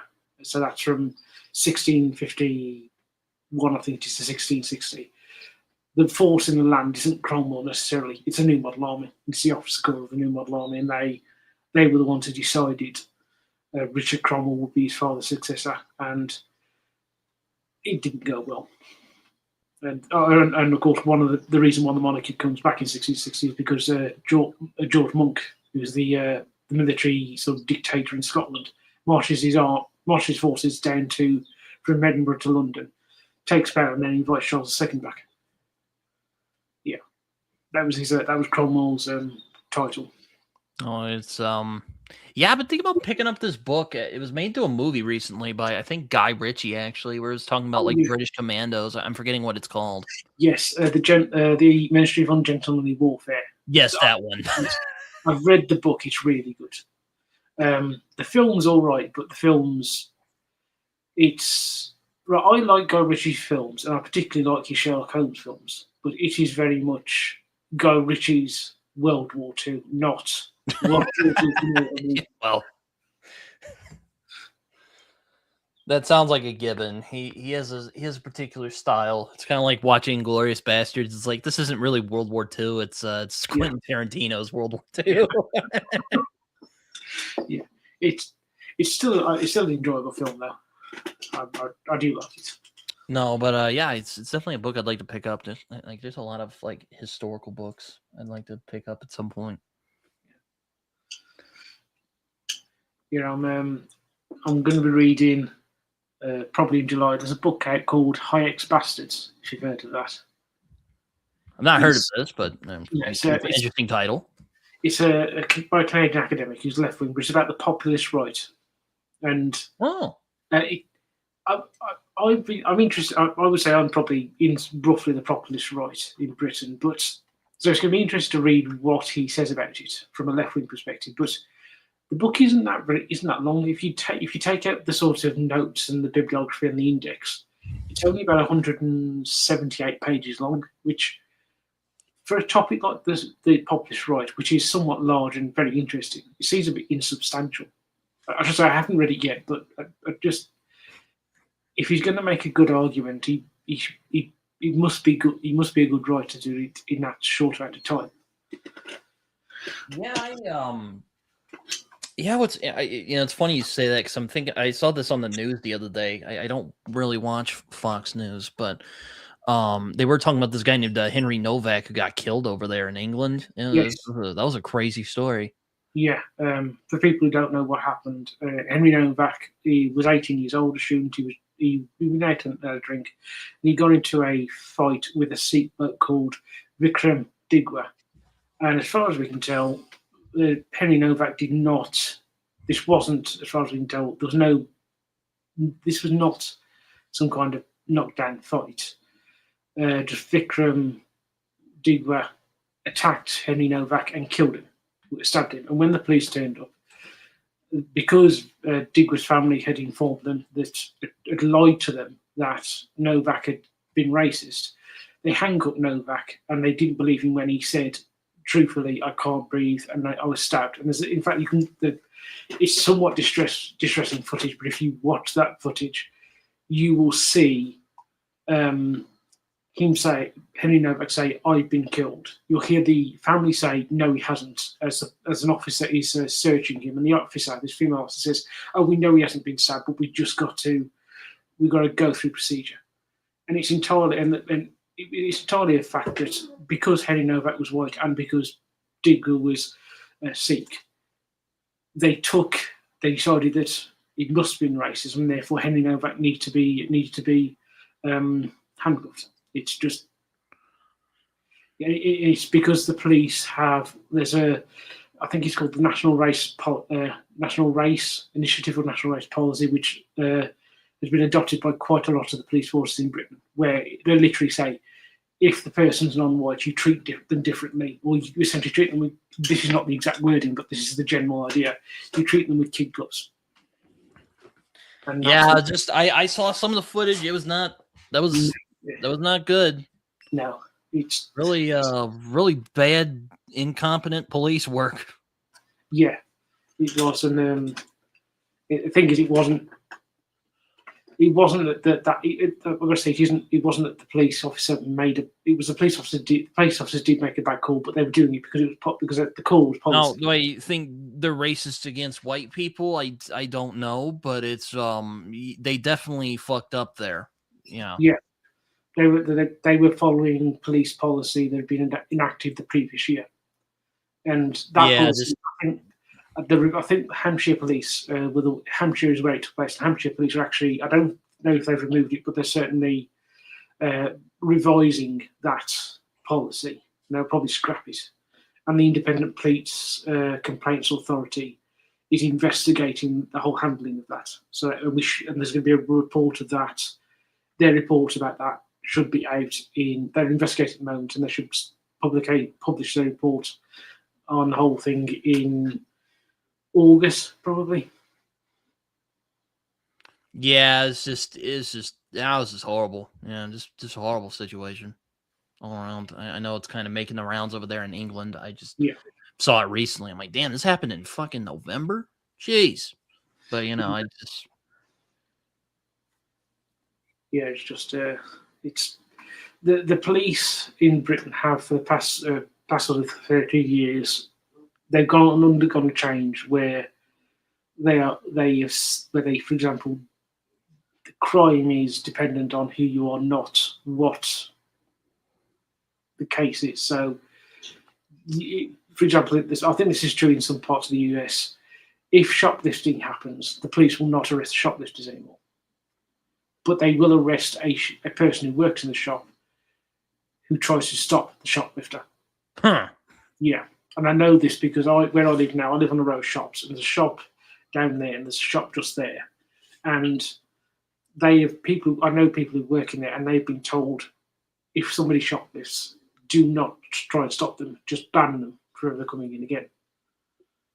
Yeah, I saw oh God, who was it? It was I don't know if it was the prime minister, but it said it was the prime minister. Maybe it was some guy, maybe it was like one of the like kind of big guys, but like he was crying about it. I was like, damn.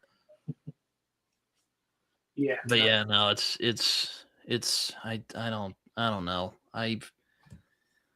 That's just bad situation from what I read about it, which admittedly was not much, but police really dropped it there, to say the least. Yeah, and I think it will die down. And a kid died who didn't need to, which Yeah, it'll die down over this month and into next, and when the report comes out.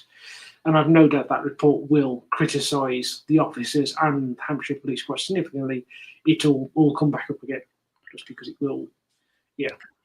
Now, I mean, I don't know if if they had taken him to the hospital, he would have lived. I have no idea, but it was pretty incompetent from the looks of it. The dude's literally saying, "I can't breathe." Yeah, I think it wasn't even like a George Floyd thing where a dude was like grappling on his neck. I'm just like, dude. Yeah. He said he stabbed. Call the hospital. Yeah. I think he died about half an hour after he was put into handcuffs. So if they'd actually almost immediately done something, so when he said he'd been stabbed, they'd started doing something, he might have lived. He might, just incompetent. But it gets more. That's bad enough. But then if you actually look into the reports, the police with Digwa, when he goes to the police station, they sort of, when they gave him food, they asked him what sort of food he wanted because of they treated him with kid gloves after they'd arrested him and taken him to the police station. So the sheer contrast between the way they treated Henry Novak and the way they treated Digler, Vikram Digler, was complete. So it's just a night and day. Even after he'd been arrested, even after they knew he had stabbed Henry Novak, it's just the police. I sometimes feel like I'm the George Orwell of the kind of classical liberal libertarian wing, because I don't know why it is every time I put my trust in the libertarian wing, whatever you want to call it, whether it's like Reform UK, they always get hijacked by racists and lunatics. I'm like, guys, can we stop chilling with the fucking racists and lunatics, please? Like, that would be nice. But, what do I know? I mean, I've got to say, Nigel Farage, the way he came out, is very unusual with this. He doesn't usually mention race at all, which he's commonly accused of doing that, but he doesn't do that very often. He doesn't explicitly talk about race or bring it up. And he did bring it up because the Henry Novak case was so sort of symptomatic of the issues that you've seen the police do that over the years. Yeah, these kind of tape, whatever you want to call it, kind of getting in the way of their jobs. Yeah. And also the fact that there's always been sort of double standard in recent years. So you look at the way that, say, the Black Lives Matter protests that took place were handled compared to the anti-lockdown protests that were taking place at the same time. Mm-hmm. It's night and day. Even though both were breaking the rules. Yeah, I mean, I don't know. I just admittedly, I'm kind of fed up with the political at times, even though I can't look away because it's kind of omnipresent at this point. Like the other day, I was watching a stream and some dude was apparently an Iranian was, commenting, and the guy's like, "Oh, on behalf of my country, I'm so sorry." And I was like, "Okay, just stop right there. Let's not pretend that the Iranian government anyway, was innocent by any stretch of the imagination, because they definitely weren't. Okay, they definitely needed to get droned. But the people who got caught in the crossfire, that's not good. I don't want to be I don't want my country to be in a war with Iran, to be honest with you. But don't pretend like we just attacked them out of nowhere. Like the Iranian government was not good, and they needed to be taken down." Yeah, the Iranian government are not innocents. Exactly. They got up to since Khomeini took power in '79. They've got up to all sorts of interesting and shady business.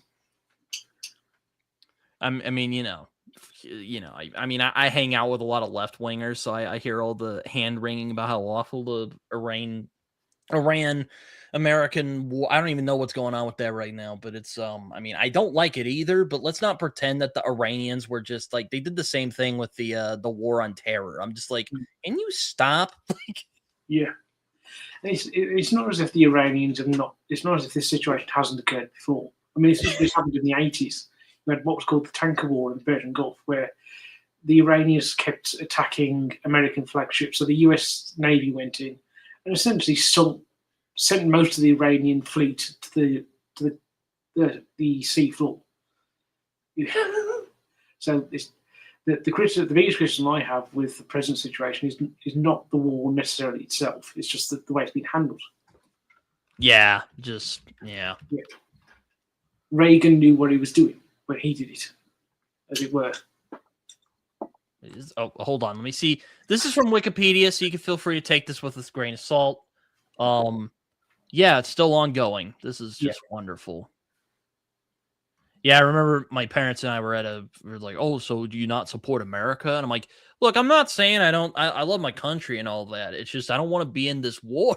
And I'm not saying the Iranians didn't have the Iranian government. I should clarify: the Iranian government are not innocent in this situation. I'm not saying they didn't have it coming, but I don't want to be in a war with Iran. That would be a really bad idea.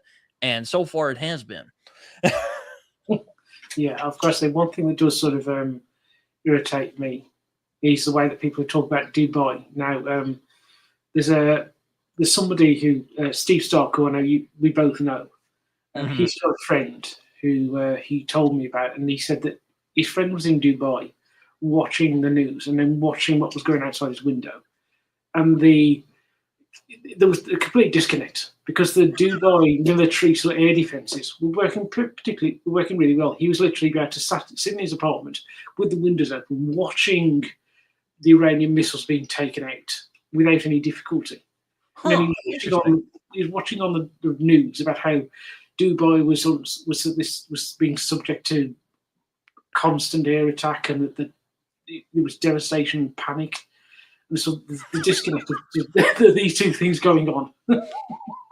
Yeah, I have a buddy who lives in Kuwait, and it's interesting. It was interesting learning all the stuff I learned because like they're very westernized over there, and it was like we were talking a lot about it, and it was yeah, interesting culture over there. I mean, I won't go into everything he said because he told me some like stuff about his family, and I don't want to do him like that. I mean, if he wants to talk about it, that's his, that's up to him. Yeah, no, it's interesting. He gave us a lot of, and he gave me and another friend of ours a lot of information. It was really interesting. It's like I'm like, yeah, this we kind of turned into a joke. It's like, yeah, because us dumb Americans out here, we think you guys are always like shooting each other and like running around shooting guns in the air. It's like, well, no, not where I'm at anyway. It's like, well, that's good.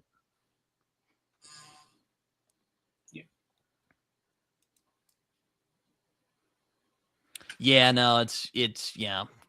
I mean, I don't want to say the world's a mess right now because I always think the world's a mess, but I'm just kind of annoyed with the political situation, which is nothing new, but I'm particularly annoyed. Hello, Joe. How you doing? I was actually talking about you earlier.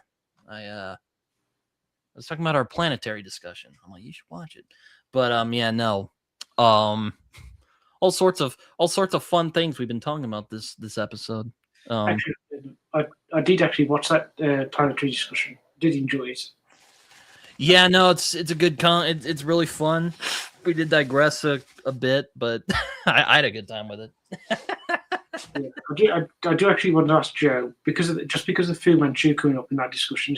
Joe, have you ever actually read the Saxon books? Because I wasn't quite sure. It's because the Saxon books, there's a lot. There's with Fu Manchu, there's the popular image of him, and then there's reality in the books and to a degree the films.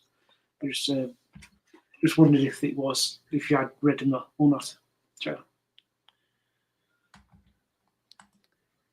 This is true. Joe says I have not read. Right, yeah. No, I mean though Fu Manchu is obviously very much a product of the Yellow Peril. It's far more the biggest influence on the Fu Manchu books, particularly the first book, is Sherlock Holmes. Mm. The reason why Fu Manchu is called Dr. Fu Manchu is because he's based on Moriarty, and of course Moriarty was Professor Moriarty. Mm-hmm. And Nathan Smith is very much a Sherlock Holmes character, and the story in the first book and the second one is told through the eyes of Dr. Petrie, who's obviously Dr. Watson, modeled on Watson. Those stories are it's Sherlock Holmes. The Sherlock Holmes influence there is really strong, and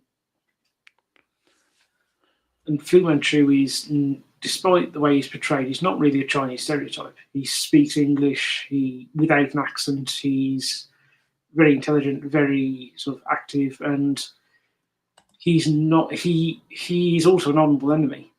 He keeps his word if he gives it. He's willing to do evil things, but for example, at the end of the first book, Fu Manchu sort of offers his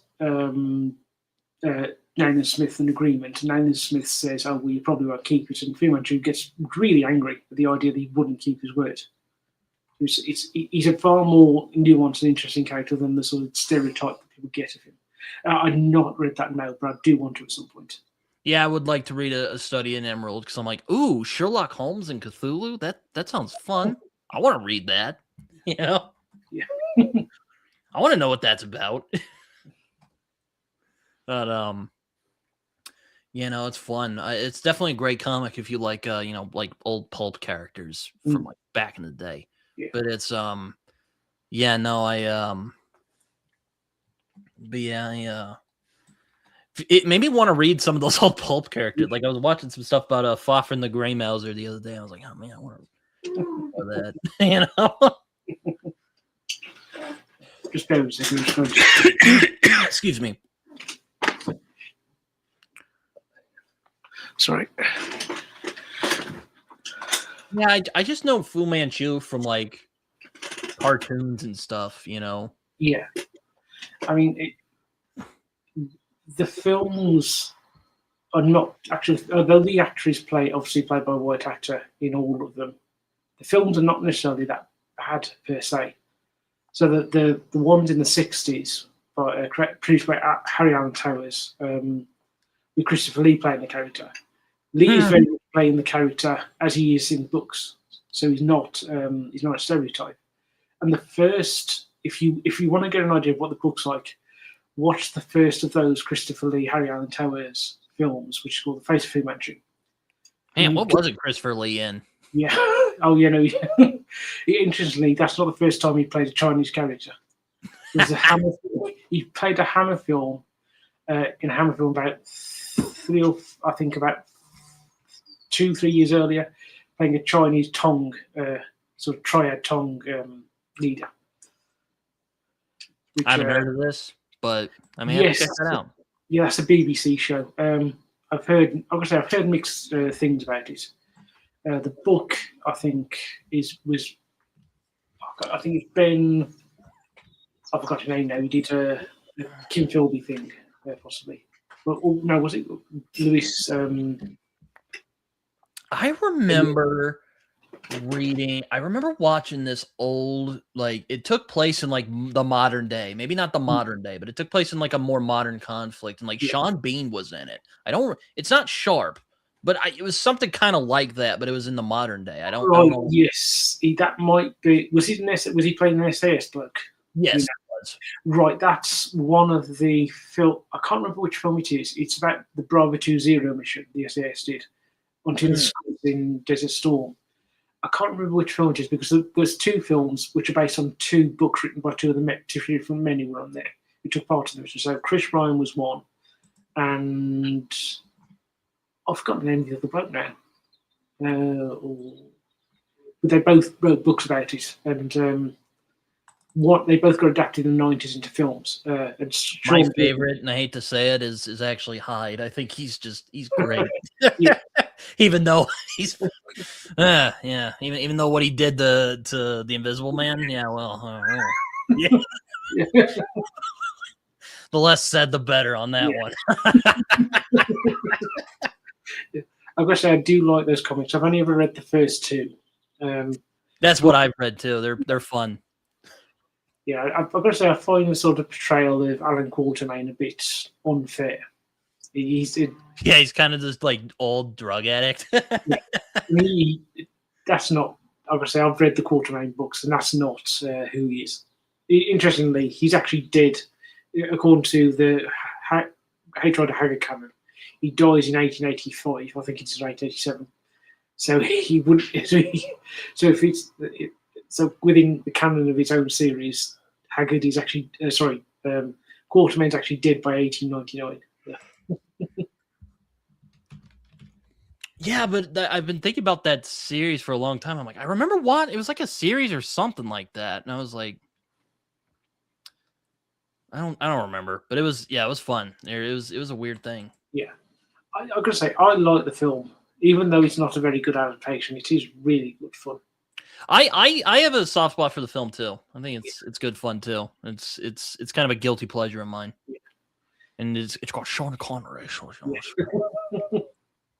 So that's never a bad thing. Yeah. Also, it's got an interesting. That's another actor who's just in a bunch of weird stuff. Was Sean Connery. I mean, aside from like Indiana Jones and The Last Crusade and like James Bond, like he's in a lot of weird movies. Yeah. Oh yeah, Zardos. Yeah, that film. I think that film's probably more well known for the memes of Sean Connery. The Sean Connery. It's actually for anybody who's actually watched it.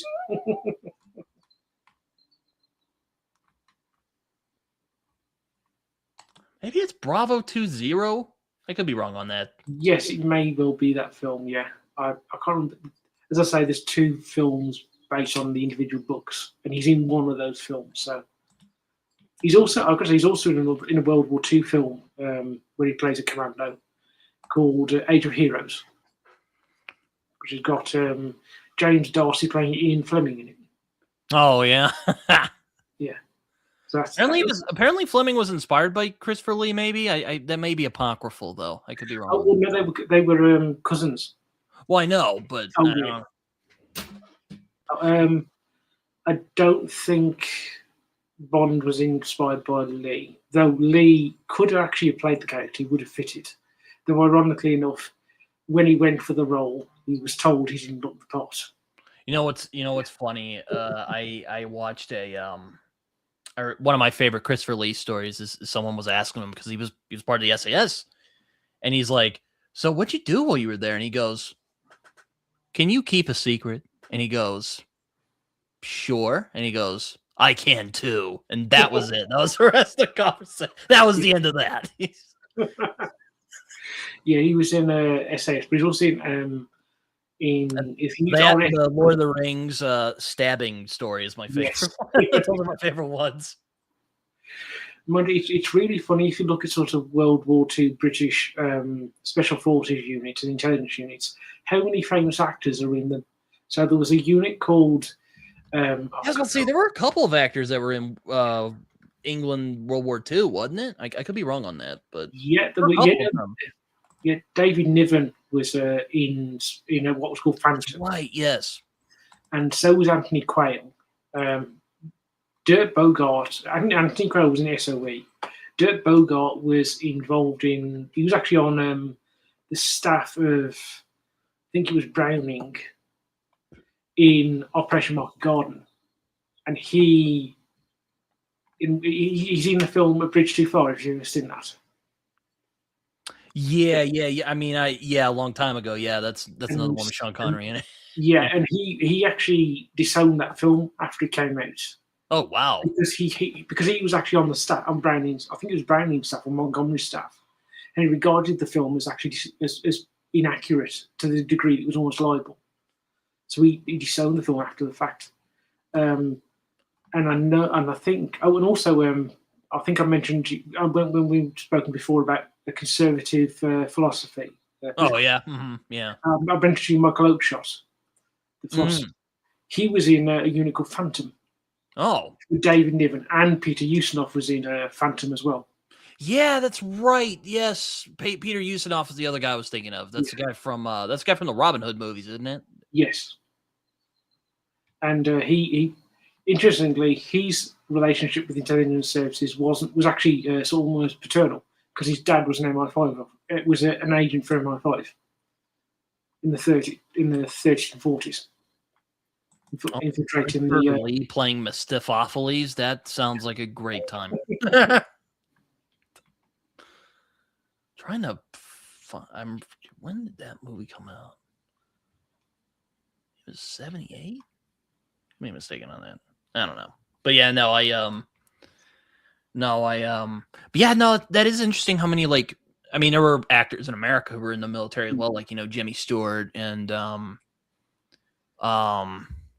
why is Jimmy Stewart the only one I can think of? He's the one who pops to my mind anyway. But there are a couple more I could probably think of, like in World War II anyway. It's interesting, essentially, with British film and TV from essentially the 1950s up until the 1980s. A lot of the major stars are people who had really interesting sort of wars during the Second World War. So you had somebody like Jimmy. Oh, no, he did Wacko, and he was a fighter pilot during the Second World War, and he was badly wounded in a crash, and so he's very famous because he has this big sort of bushy moustache and sideburns, and he grew them because he was one of the what known as the guinea pigs, who were the first men in Britain to have modern plastic surgery done on the wounds. Oh yeah, there's Audie Murphy, but Audie Murphy was a soldier. I think he was a soldier before he was an actor, actually. Oh yes, I've got to say the Audie Murphy film story which covers Also, his, what a badass that dude was. He was, Yeah. he was, yeah. he's kind of a meme before like memes were a thing. You know, he was that dude. He's like, yo, he killed a bunch of Nazis with just by himself with a MG machine gun. I'm like, damn. Just a, I mean, I think oh yeah, Mel Brooks. I forgot he was in the military. Oh yeah, and Alec Guinness. That's right. yeah, and Rod Steiger was in the U.S. Navy, I think, as well. Mm-hmm. In fact, yeah, and what else am I thinking of? So interestingly, there's an actor called Peter Buttersworth who's in. Have you ever heard of the Carry On films at all? I don't think so. It doesn't ring a bell. No. No, they were very popular in Britain from the 1950s into the 1970s, comedy films, and he was one of the sort of main stars of that. And he was in the Royal Naval Air Fleet Arm, I think it was. Royal Navy Air Fleet Arm, I think. And he crash landed and he got captured.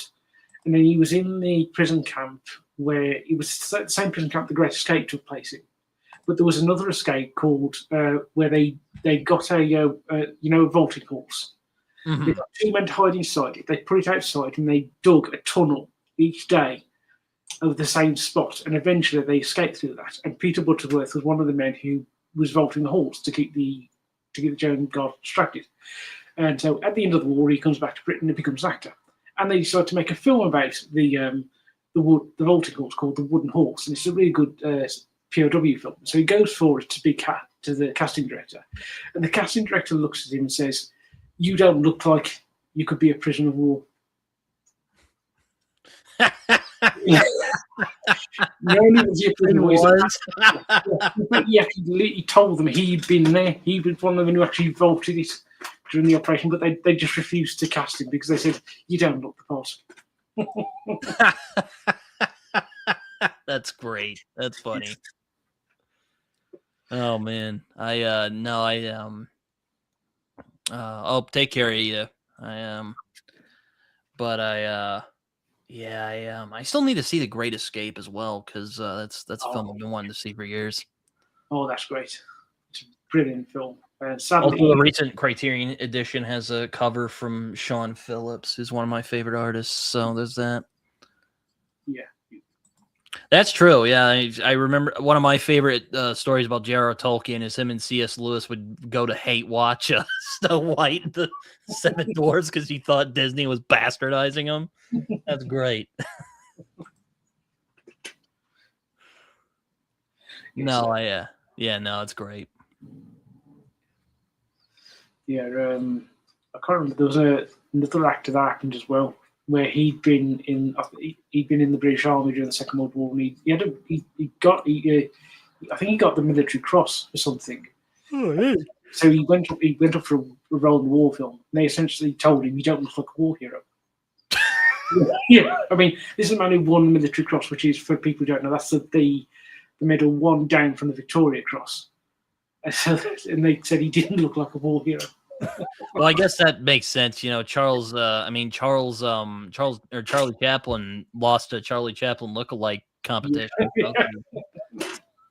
So I guess it makes sense. Yeah, it's just, yeah. That I always get blown away by the Christopher Lee knife story from Lord of the Rings because I'm like, damn, what did you fucking see? Well, that's messed up. You know? It's like, well, I have seen a man stabbed. He loses his breath, like, you know. And Peter Jackson's like, okay, cool, you know, do what you want to do. I'm not stopping you. Yeah, actually, just going back to the League of Extraordinary Gentlemen film, Richard Roxburgh, who's in that, is unique because of that film as an actor, because he has played both Professor Moriarty and Sherlock Holmes. Huh. Yeah. I don't think any other actor has done that. I thought Christopher Lee played both Moriarty and could be wrong on that. No, he played obviously Sherlock Holmes and I forgot his name now, Baskerville in Hound of Baskervilles. But I don't think he played Moriarty. Oh, okay. All right. I may be wrong, but I don't think he has. I know he did that. Actually, interestingly, that he played Sherlock Holmes in those Oh Those- nope, it is Richard Roxburgh. Oh, Yeah. interesting. Yeah, it's a yeah. I think he may have played Mycroft though. Thermal. Oh yeah, that's the dude from the League of Extraordinary Gentlemen. I forgot all about that. Yeah, he plays M in that, aka James Moriarty. It's always quite funny in the original comic, the fact that because of the way the Saxon estate was at the point, they couldn't actually name they couldn't actually name Dr. Fu Manchu Dr. Fu Manchu. They had to go to call him the Doctor for copyright reasons. Damn, there's a lot of people who've played Sherlock Holmes. Yeah.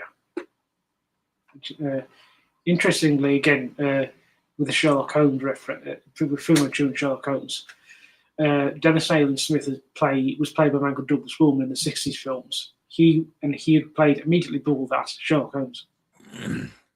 So the character is he essentially plays Dennis Nayland Smith as Sherlock Holmes in the two films he's in. So, yeah. He says Mycroft Tharnell. Yeah, I think Lee might have played Mycroft at some point. Yeah, I think he might be in the 20% solution, possibly. Film version of that I think Billy Wilder directed that in the 70s, possibly. Yeah, no, I mean,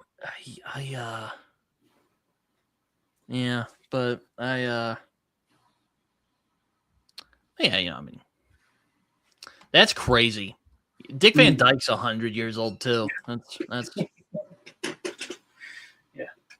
No, we should say with Dick Van Dyke, no matter how old he gets, he will never live down their accent. Yeah, I was about to say, I don't think any English people have forgiven him for the accent in Mary Poppins.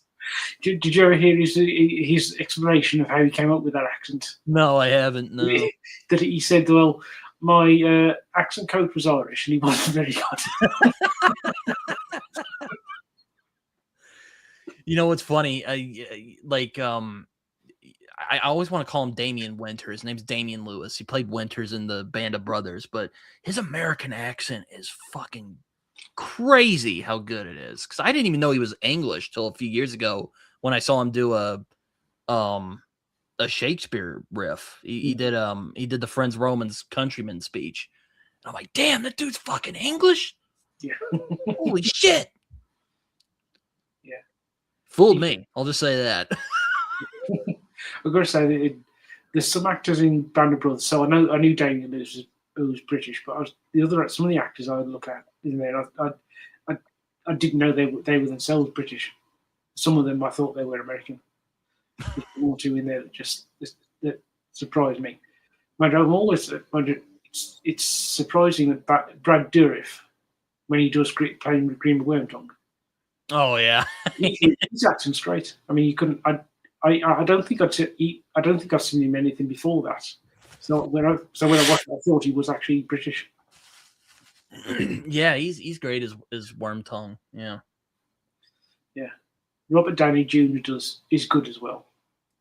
Yeah, I watched a clip from, you mentioned the Guy Ritchie Sherlock movies. I saw a clip from it where he's cuffed to the bed and he's got a pillow. He's like, the key is down here. And the lady's like, Yeah. how dare you, son? And then she gets out and he's like, damn, I should have said that. That did not come out right. He's also really good in the Chaplin film from. Oh, he was great as Chaplin. Yeah. Yeah, I've got to say I've not seen that film in years, but from what I can remember, it was really good, and he's really good in it. That again has got quite a lot of British actors in. So John Thor is in it. It's Fred Karno at the start.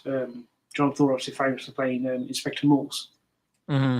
So, and then you've got I can't remember the name now, the Welsh actor playing Chaplin's brother, isn't it? So he's really good. Paul, it's not Paul. It's Paul something. I don't think it's Paul Reese.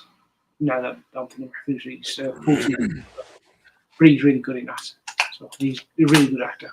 Very distinctive looking. Yeah, I mean, it was kind of reversed with someone like James Marsders because I saw him in like Torchwood, and I'm like, oh, that's he's a good British actor, and I'm like, oh shit, he's American. Yeah. Yeah.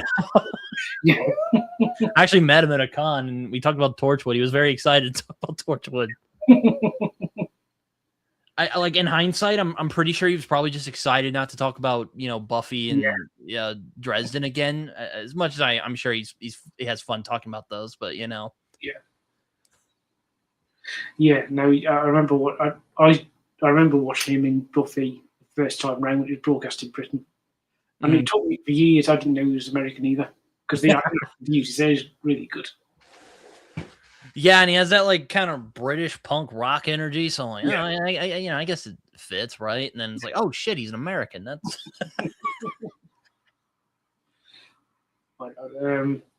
there's the other, I forgot the name of the other one. The other actor I think of. Actually, I forgot his name. I can't remember his name. He plays Wesley in Angel and Buffy. Something Alexis Denisoff, possibly. I've not watched any of the Buffy shows, unfortunately. Oh, he speaks with a British accent, and then he was in Sharp in the last two episodes as again using a British accent, and then so for pretty much for 20 years, I thought he was British, and then I watched it, and an interview came up with him on YouTube. He started speaking with an American accent. It really shocked me. I thought.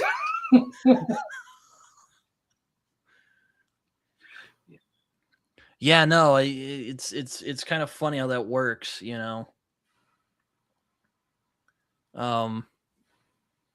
I mean, I always feel like like Gary Oldman always does really good accents, even though he's kind of he has said over the years he is kind of exaggerating a little bit, but I don't know.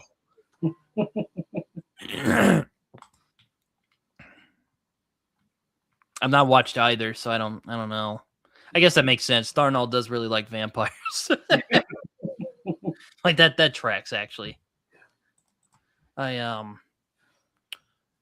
I mean I like scary vampires, but vampires aren't necessarily my thing. I like werewolves a lot.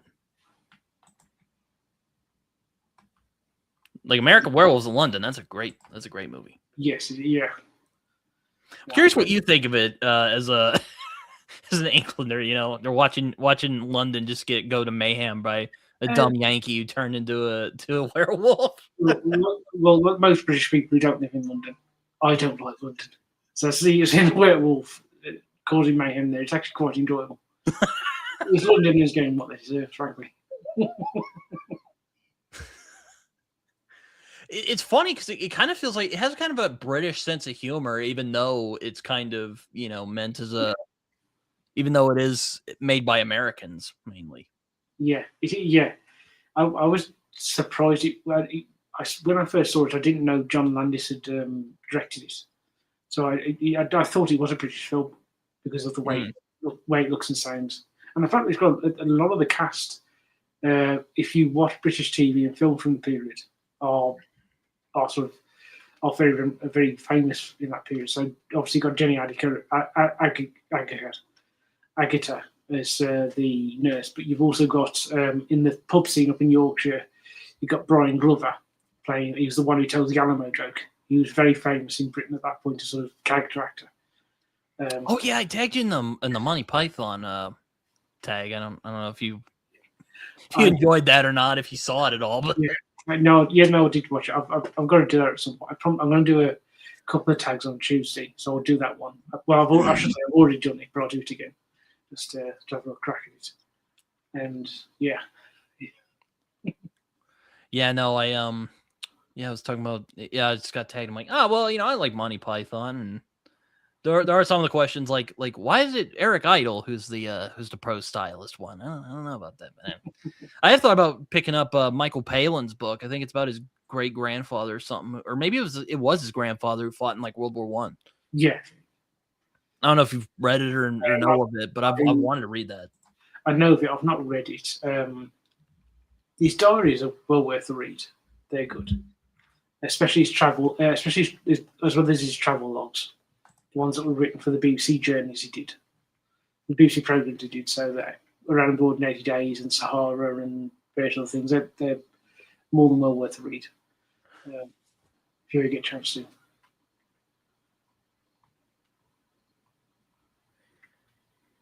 Oh, yeah, it's called Great Uncle Harry. Yeah, I think he's at Gallipoli, isn't he? No, I think he's veteran of Gallipoli, or is he in the north, Western Front? And I think he might be the Western Front because in 2008 he did a documentary about the last men killed in World War One on the Western Front. I think he mentioned his great uncle's being killed on the Western Front, maybe. Well, whoever it was, I want to read that book at some point. It's it's the thing about Monty Python guys, very smart people. Yeah. And their comedy is very intelligent, even though a lot of it is kind of, Yeah. a lot of it's really stupid. It's like the whole like the Black Knight, of course. It's the one everyone remembers and loves. Yeah, I've forgotten the name. The family, the ones, the rolled up trousers and the jumpers. And they've got the paper twisted, twirls the paper on the head with the hankies on the head. I've forgotten the name of them now. The Grumps are they, or the things. Yeah, I also thought about reading Eric Idle's autobiography at some point. I just haven't done it. I mean, if you might want to read, if you like the Pythons, read Puckoon by Spike Milligan. That's or any of Spike Milligan's books. They're really funny. Actually, he was in the Goons. He was sort of influential on the Pythons, and he wrote a 6-part memoir of his time in the Second World War, which are really funny. There's the first one is called "Hitler: My Part in His Downfall." And it opens up with so at one point there's a description of Neville Chamberlain announcing the war has started, and Milligan says this is a man who came on the wireless doing prime minister impression saying that we've gone to war. I'm curious if you've seen the Death of Stalin, because Michael Palin appears in that movie. Yes. That's one I remember thinking was funny, but it wasn't like in the loop, and then but it's stuck in my mind. It's Jason Isaacs as Zukov in that film is brilliant. Oh yeah, no, he's great. He's like, a fuck Germany, like a fuck, I forget the line. It's great. I'm like, it's good. Yeah, I like how none of them bother to put on an accent. There's just a regular accent. Yeah, I think that worked. I think it worked really well because just the regional accents work so well because that's what I think the accents they use are sort of the equivalents of what they would have sounded like if British regions were sort of transferred over for the most part to Russia. Also, really got me into Simon Russell Beale. He's great in that movie. Yes. He's also really good. In the late 90s, they did an adaptation of Anthony Pop on Channel 4. I can't remember. It's some like 12-episode adaptation of The Dance to the Music of Time, books by Anthony Pohl. And he plays Kenneth Widenpool, and he's brilliant in it. He's just magnificent character. That series is worth as well. And like the crazy thing is, a lot of that actually happened. Like maybe not in the order that it happens in the movie, but a lot of it did happen. Yeah. That's the crazy part. Yeah. Like when Stalin falls over and has his stroke, the dude's like, "Oh, should we go in?" He's like, "Do you want to get fucking killed?" Like, he's like, "Shut your mouth before you get us both killed." Because it was he was that insane. Oh man. Yeah, it's like where they're executing the prisoners and then they suddenly stop. That really did happen. They just stopped. The orders they got an order to stop and they just stopped. And that one person lived because the order came in before the officer pulled the trigger. Yeah, and even how the trial and of Beria happened and how he got executed. Most of it is, if the eyewitness accounts are to be believed, that's how it happened. So yeah, crazy. It's one of those things where history is more bizarre than reality than film can make it. Yeah, no. What was funny? I watched. Have you ever watched Nick Hodges? Yes. I think he's called History Buffs. I could be wrong on that. But he runs a channel where he talks about like the historical accuracy of films. There was a clip he showed of this like Russian figureheads arguing about the movie, and they actually got into a fist fight in the in the studio. I thought things were bad in America. Damn, you know? It's, like they literally started fighting. I'm just, oh man, that's great. But yeah, no, I'm like, dude, that's something else. I can't say I've ever seen that before. Yeah.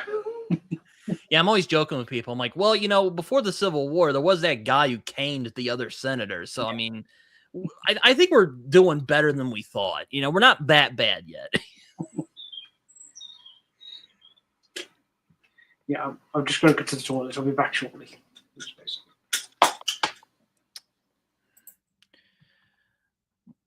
Yeah, I tend to go on for maybe 2.5 hours, sometimes 3 hours for these kind of videos, but I just haven't.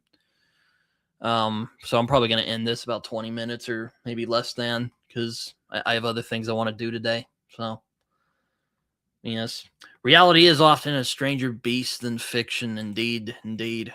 Stalin the lamb and Marxism is the milk he provides.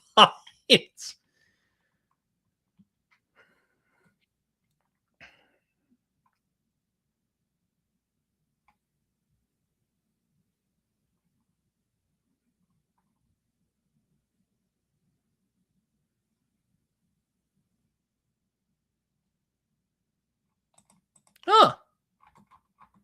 Well, I will add that when I am done here. But it's oh, got a notification. Someone said thank you, very proud.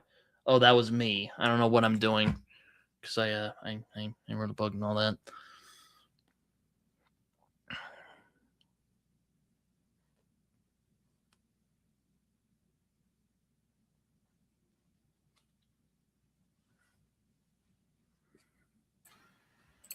Sorry about that.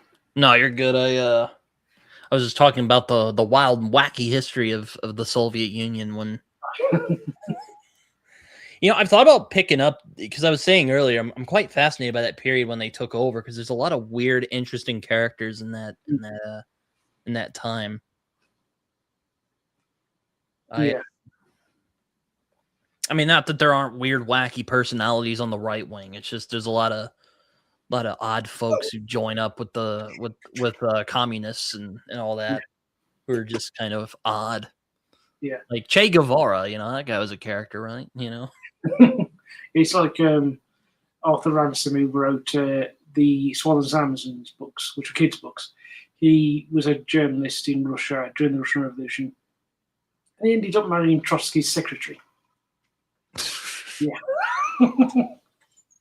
And then you had there was Sidney Riley, who was a Russian who really who then came to Britain, became a British spy, and he was active in Russia throughout the Russian Revolution. He tried to overthrow Lenin in what was known as the Lockhart plot with Bruce Lockhart. And there's a really good TV series based on called Riley S. Spies with Sam Neill playing in the 80s. Well worth a watch. I think that is on YouTube somewhere. I was supposed to say I was thinking Bob Hoskins played Stalin, but that was Robert Duvall. It was Hoskins played Khrushchev in the Enemy at the Gates. I can imagine that. He's like, "Hey, what are you doing over there? You're gonna go over there and take those fucking Nazis," you know. Not Bob Hoskins. Yeah, I think in Riley S. Spies, Lenin is portrayed by I think it's Kenneth Kramer plays him. Oh, really? He looks like him as well. I think Patrick Stewart played Lenin in the TV show Fall of Eagles. And again, you can imagine him. See that? Yeah. I can see him looking like Lenin. And then in Riley S. Spies, Stalin is played by the actor who in the Generally Bet series of Sherlock Holmes, Hmm. he actually played Stalin in, well, I suppose played Watson initially. Hmm. So, and I think he actually I think he may have played Stalin before that, possibly. It's no, I think he left Sherlock Holmes to go and play that, and then play other things. It's I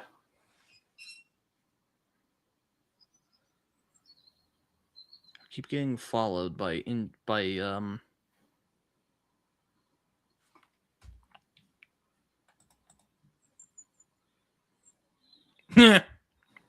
well, Peppa Pig, or no, oh, I was thinking of Bluey. Sorry, Peppa Pig is British. I don't know what I'm doing. I don't know any. My brain's mush, I guess. No, that is actually true. There has been a phenomenon of small American kids who watch Peppa Pig. They start speaking not just British English, but they start speaking it with a British accent. I guess the UK is finally getting revenge on the United States by influencing them to. Oh, it's great. I didn't know that. That's interesting. I was talking about Bluey at first. I'm like, Bluey's Australian. What are you talking about? And I'm like, no, Peppa Pig's different. I don't know what I'm doing. Yeah, my nephews used to be really big fans of Peppa Pig, and my brother-in-law he always used to make jokes like, "Now we're going to watch the episode where Peppa Pig becomes bacon." Just damn. Yeah, your nephews are damn. No, but well, a lot of angry people are a part of a lot of political parties. I mean, you kind of have to be a little angry to be political. I've learned, like at least a little annoyed with something. Yeah.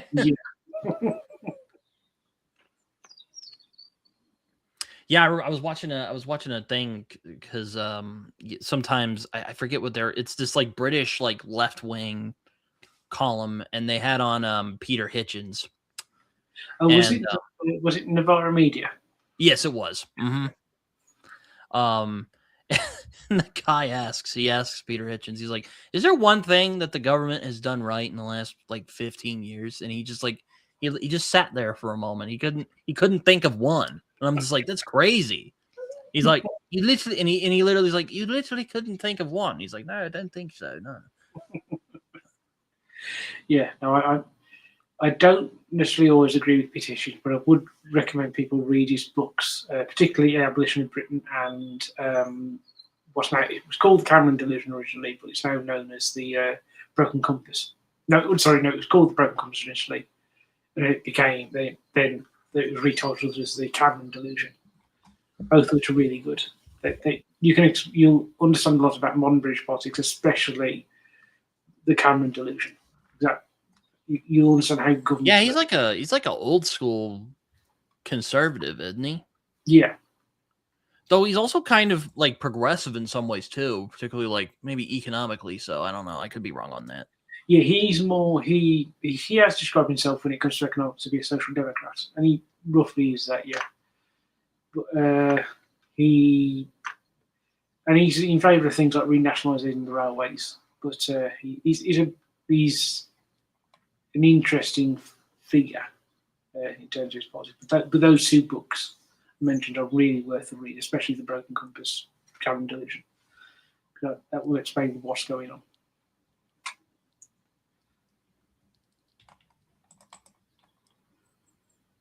I haven't been to the UK. I'd love to go at some point, but I just yeah, I'm a college graduate. Yeah, things aren't going there anytime soon. Yeah, things aren't well at the moment, but they will get better eventually. Yeah, or there was something else he was complaining about. I think it was like public transport or something. I could be wrong on that. Oh, almost certainly. One of his bugbears is public transport and cars. He doesn't like cars very much. Well, what does he like? That's the thing. Yeah. That's a thing. I feel like the Hitchin brothers are just like that. Like their whole careers are about just stuff that annoys them. Yes. Yeah, I mean, it's interesting that they are quite similar in a way. More than I mean, not just because they're brothers. When you listen to them read, when you read their stuff, you can see where they're coming. You can see sort of the crossover. There's a certain sort of view of the world that they both share, despite the fact they're on the opposite sides of the spectrum from each other. They come from a very particular time. I don't think if they hadn't grown up in the 1950s and 60s Britain, they wouldn't be the way that they were, the way that British was, and the way that British is. That they're men of that's what makes both of them unique. Made Christopher Hitchens unique, and still make Peter Hitchens unique in that way.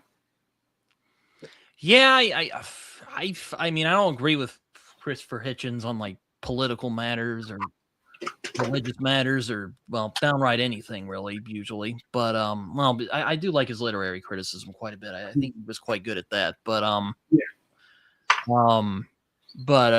yeah, he was he was not afraid to go against he's kind of like Orwell in a sense. He kind of reminds me of Orwell. He wasn't afraid to go against the like grain of his, chosen party, if you want to call it that. Yeah. I don't really know what to call him. Like, I mean, very leftist, but like I don't know what kind of leftist. He didn't fit in a yeah, he doesn't fit in the sort of post 1968 left. He's pre 60s left in a way. Mm-hmm. It doesn't really exist anymore. And I know what you mean when he sort of went against his own side. You can see that in the issue of abortion, where he whilst he was not opposed to the idea of women having the right to choose, he was absolutely he had no time for whatsoever people calling. He said that an unborn child is a legitimate term to use because he said they are prospective members of society. And so his view of abortion became a lot more sort of critical, though he never outright opposed it. He was a lot more sympathetic to the opponents of abortion than people who backed it, shall we say.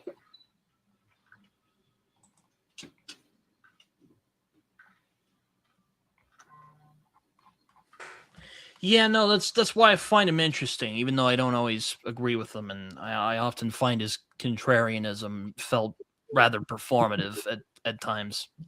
Yeah. Which is a similar problem I have with Peter Hitchens as well. Yeah.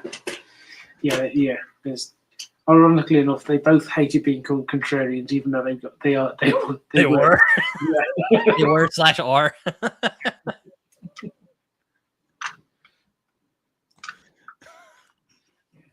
Now, again, I'd recommend reading Peter Hitchens' book Rage Against God, which is about sort of criticism of atheism. Because there are funny bits in it, like there's the one where he discusses his grandfather's funeral, and his grandfather was a very strict Baptist, and so the funeral was sort of nothing. There was no extravagance, but it was done in the pouring rain. And Peter Hitchens just says that when they took the struts out from the to let things settle, it just all the sort of mud went in with a sort of splooshin sound.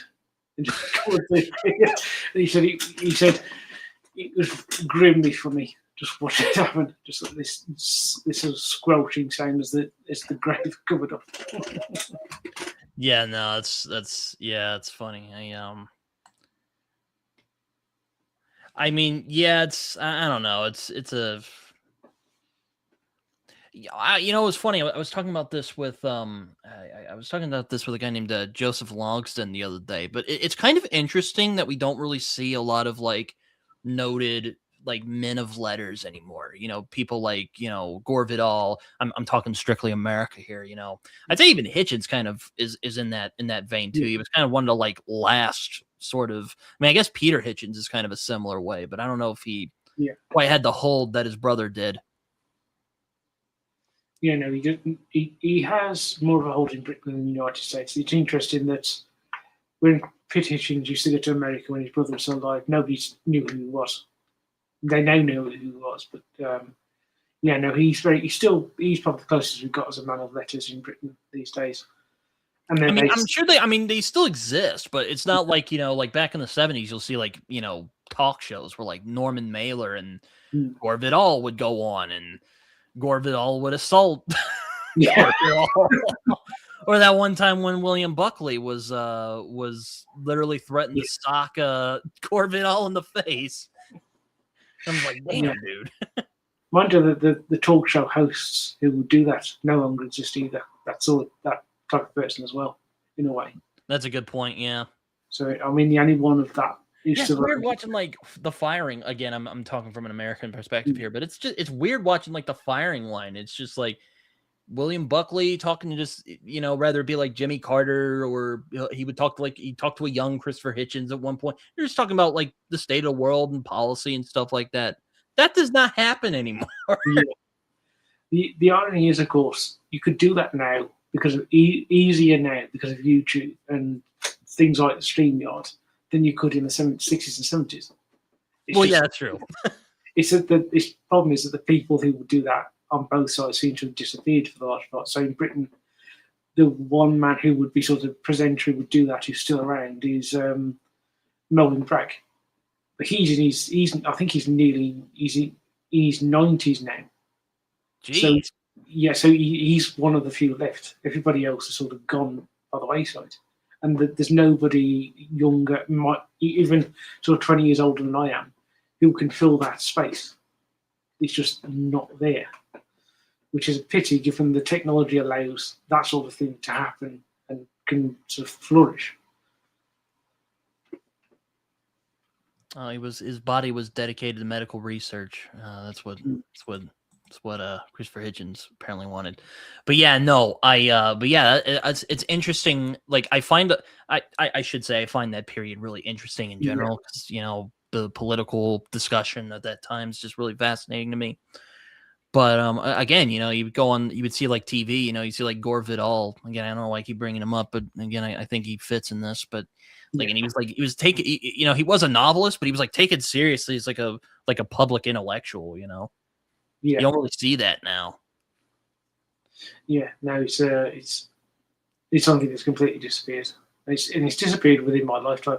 You'd have to say, if you went back 20 years, you'd see them there.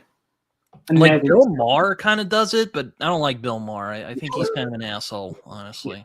I probably wouldn't like him if I met him. Yeah, but to his credit, he has kind of done that a little bit.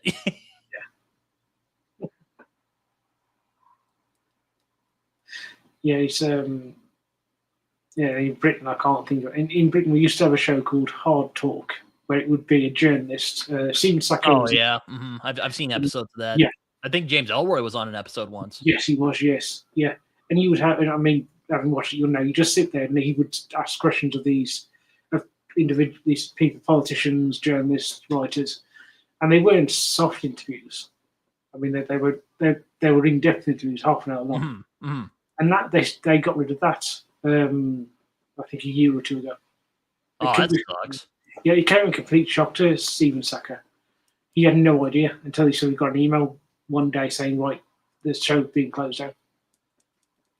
Oh, that sucks. Yeah, I think even Alan Moore was on there once. I saw that episode. Yes, he did. Yeah, and there's also for the BBC there was a program called Dateline London, which was on a Saturday morning, where you would have foreign correspondents sort of giving their viewers sort of the weekly events for about 45 minutes, and that was really good. And that got they cut that, they closed that down about 2-3 years ago. So all these sort of programs, the ones that did exist, at least on the BBC, have gone. Yeah, I mean, like I'll put it this way: like the news shows, like back in the day, were far more interesting than they are now. I'll put it that way. Like, can you imagine Letterman having like, I don't know, who's a popular writer nowadays? Let me think. Like, imagine if he had like Bernard Cornwell on. Like, That probably wouldn't happen. Yeah. It wouldn't happen. Though, I mean, I guess Conan had James Ellroy on a couple times. Those are fun episodes. Because, you know, James Ellroy kind of does his thing, and Conan's like, oh! He's like, he clearly has no idea how to deal with this man. It's great. But yeah, it's like, could you imagine like a Peter or Christopher Hitchens going on like a news show now? I don't think it would happen. You know? Yeah, it would just be wonderful to see how long the host would last before they imploded. Yeah, so or try and wrap things up because they couldn't deal with it. You're finally like, I've had enough of this. Yeah. Oh man. I don't know. Anyway, well, we have been going for a while. I'm probably gonna take off now because it's you know, I had some other things I wanted to do. But thank you, Aaron, for coming on here and hanging out with me. I didn't know if this was gonna go on for very long because, you know, but thank you for accompanying me. This has been always fun. Your pleasure.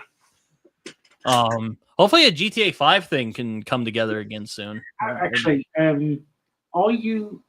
Well, I mean, I know that you do this on Sunday, but are you free next Sunday? Yes, I should be. Right, because I'm going to be doing another one of the film live streams with Steve and John. We're doing westerns. So if you want to, you're more than welcome. Okay, yeah. I'll do that. Yeah, I'll do that then. But yeah. Aside from that, I'm probably gonna take off here because yeah, I have other things I want to do. But yeah, I'll see you then, Aaron. So I guess we're not having social club next week. Take care, everyone. See ya. All right. Oh, come on. There we go.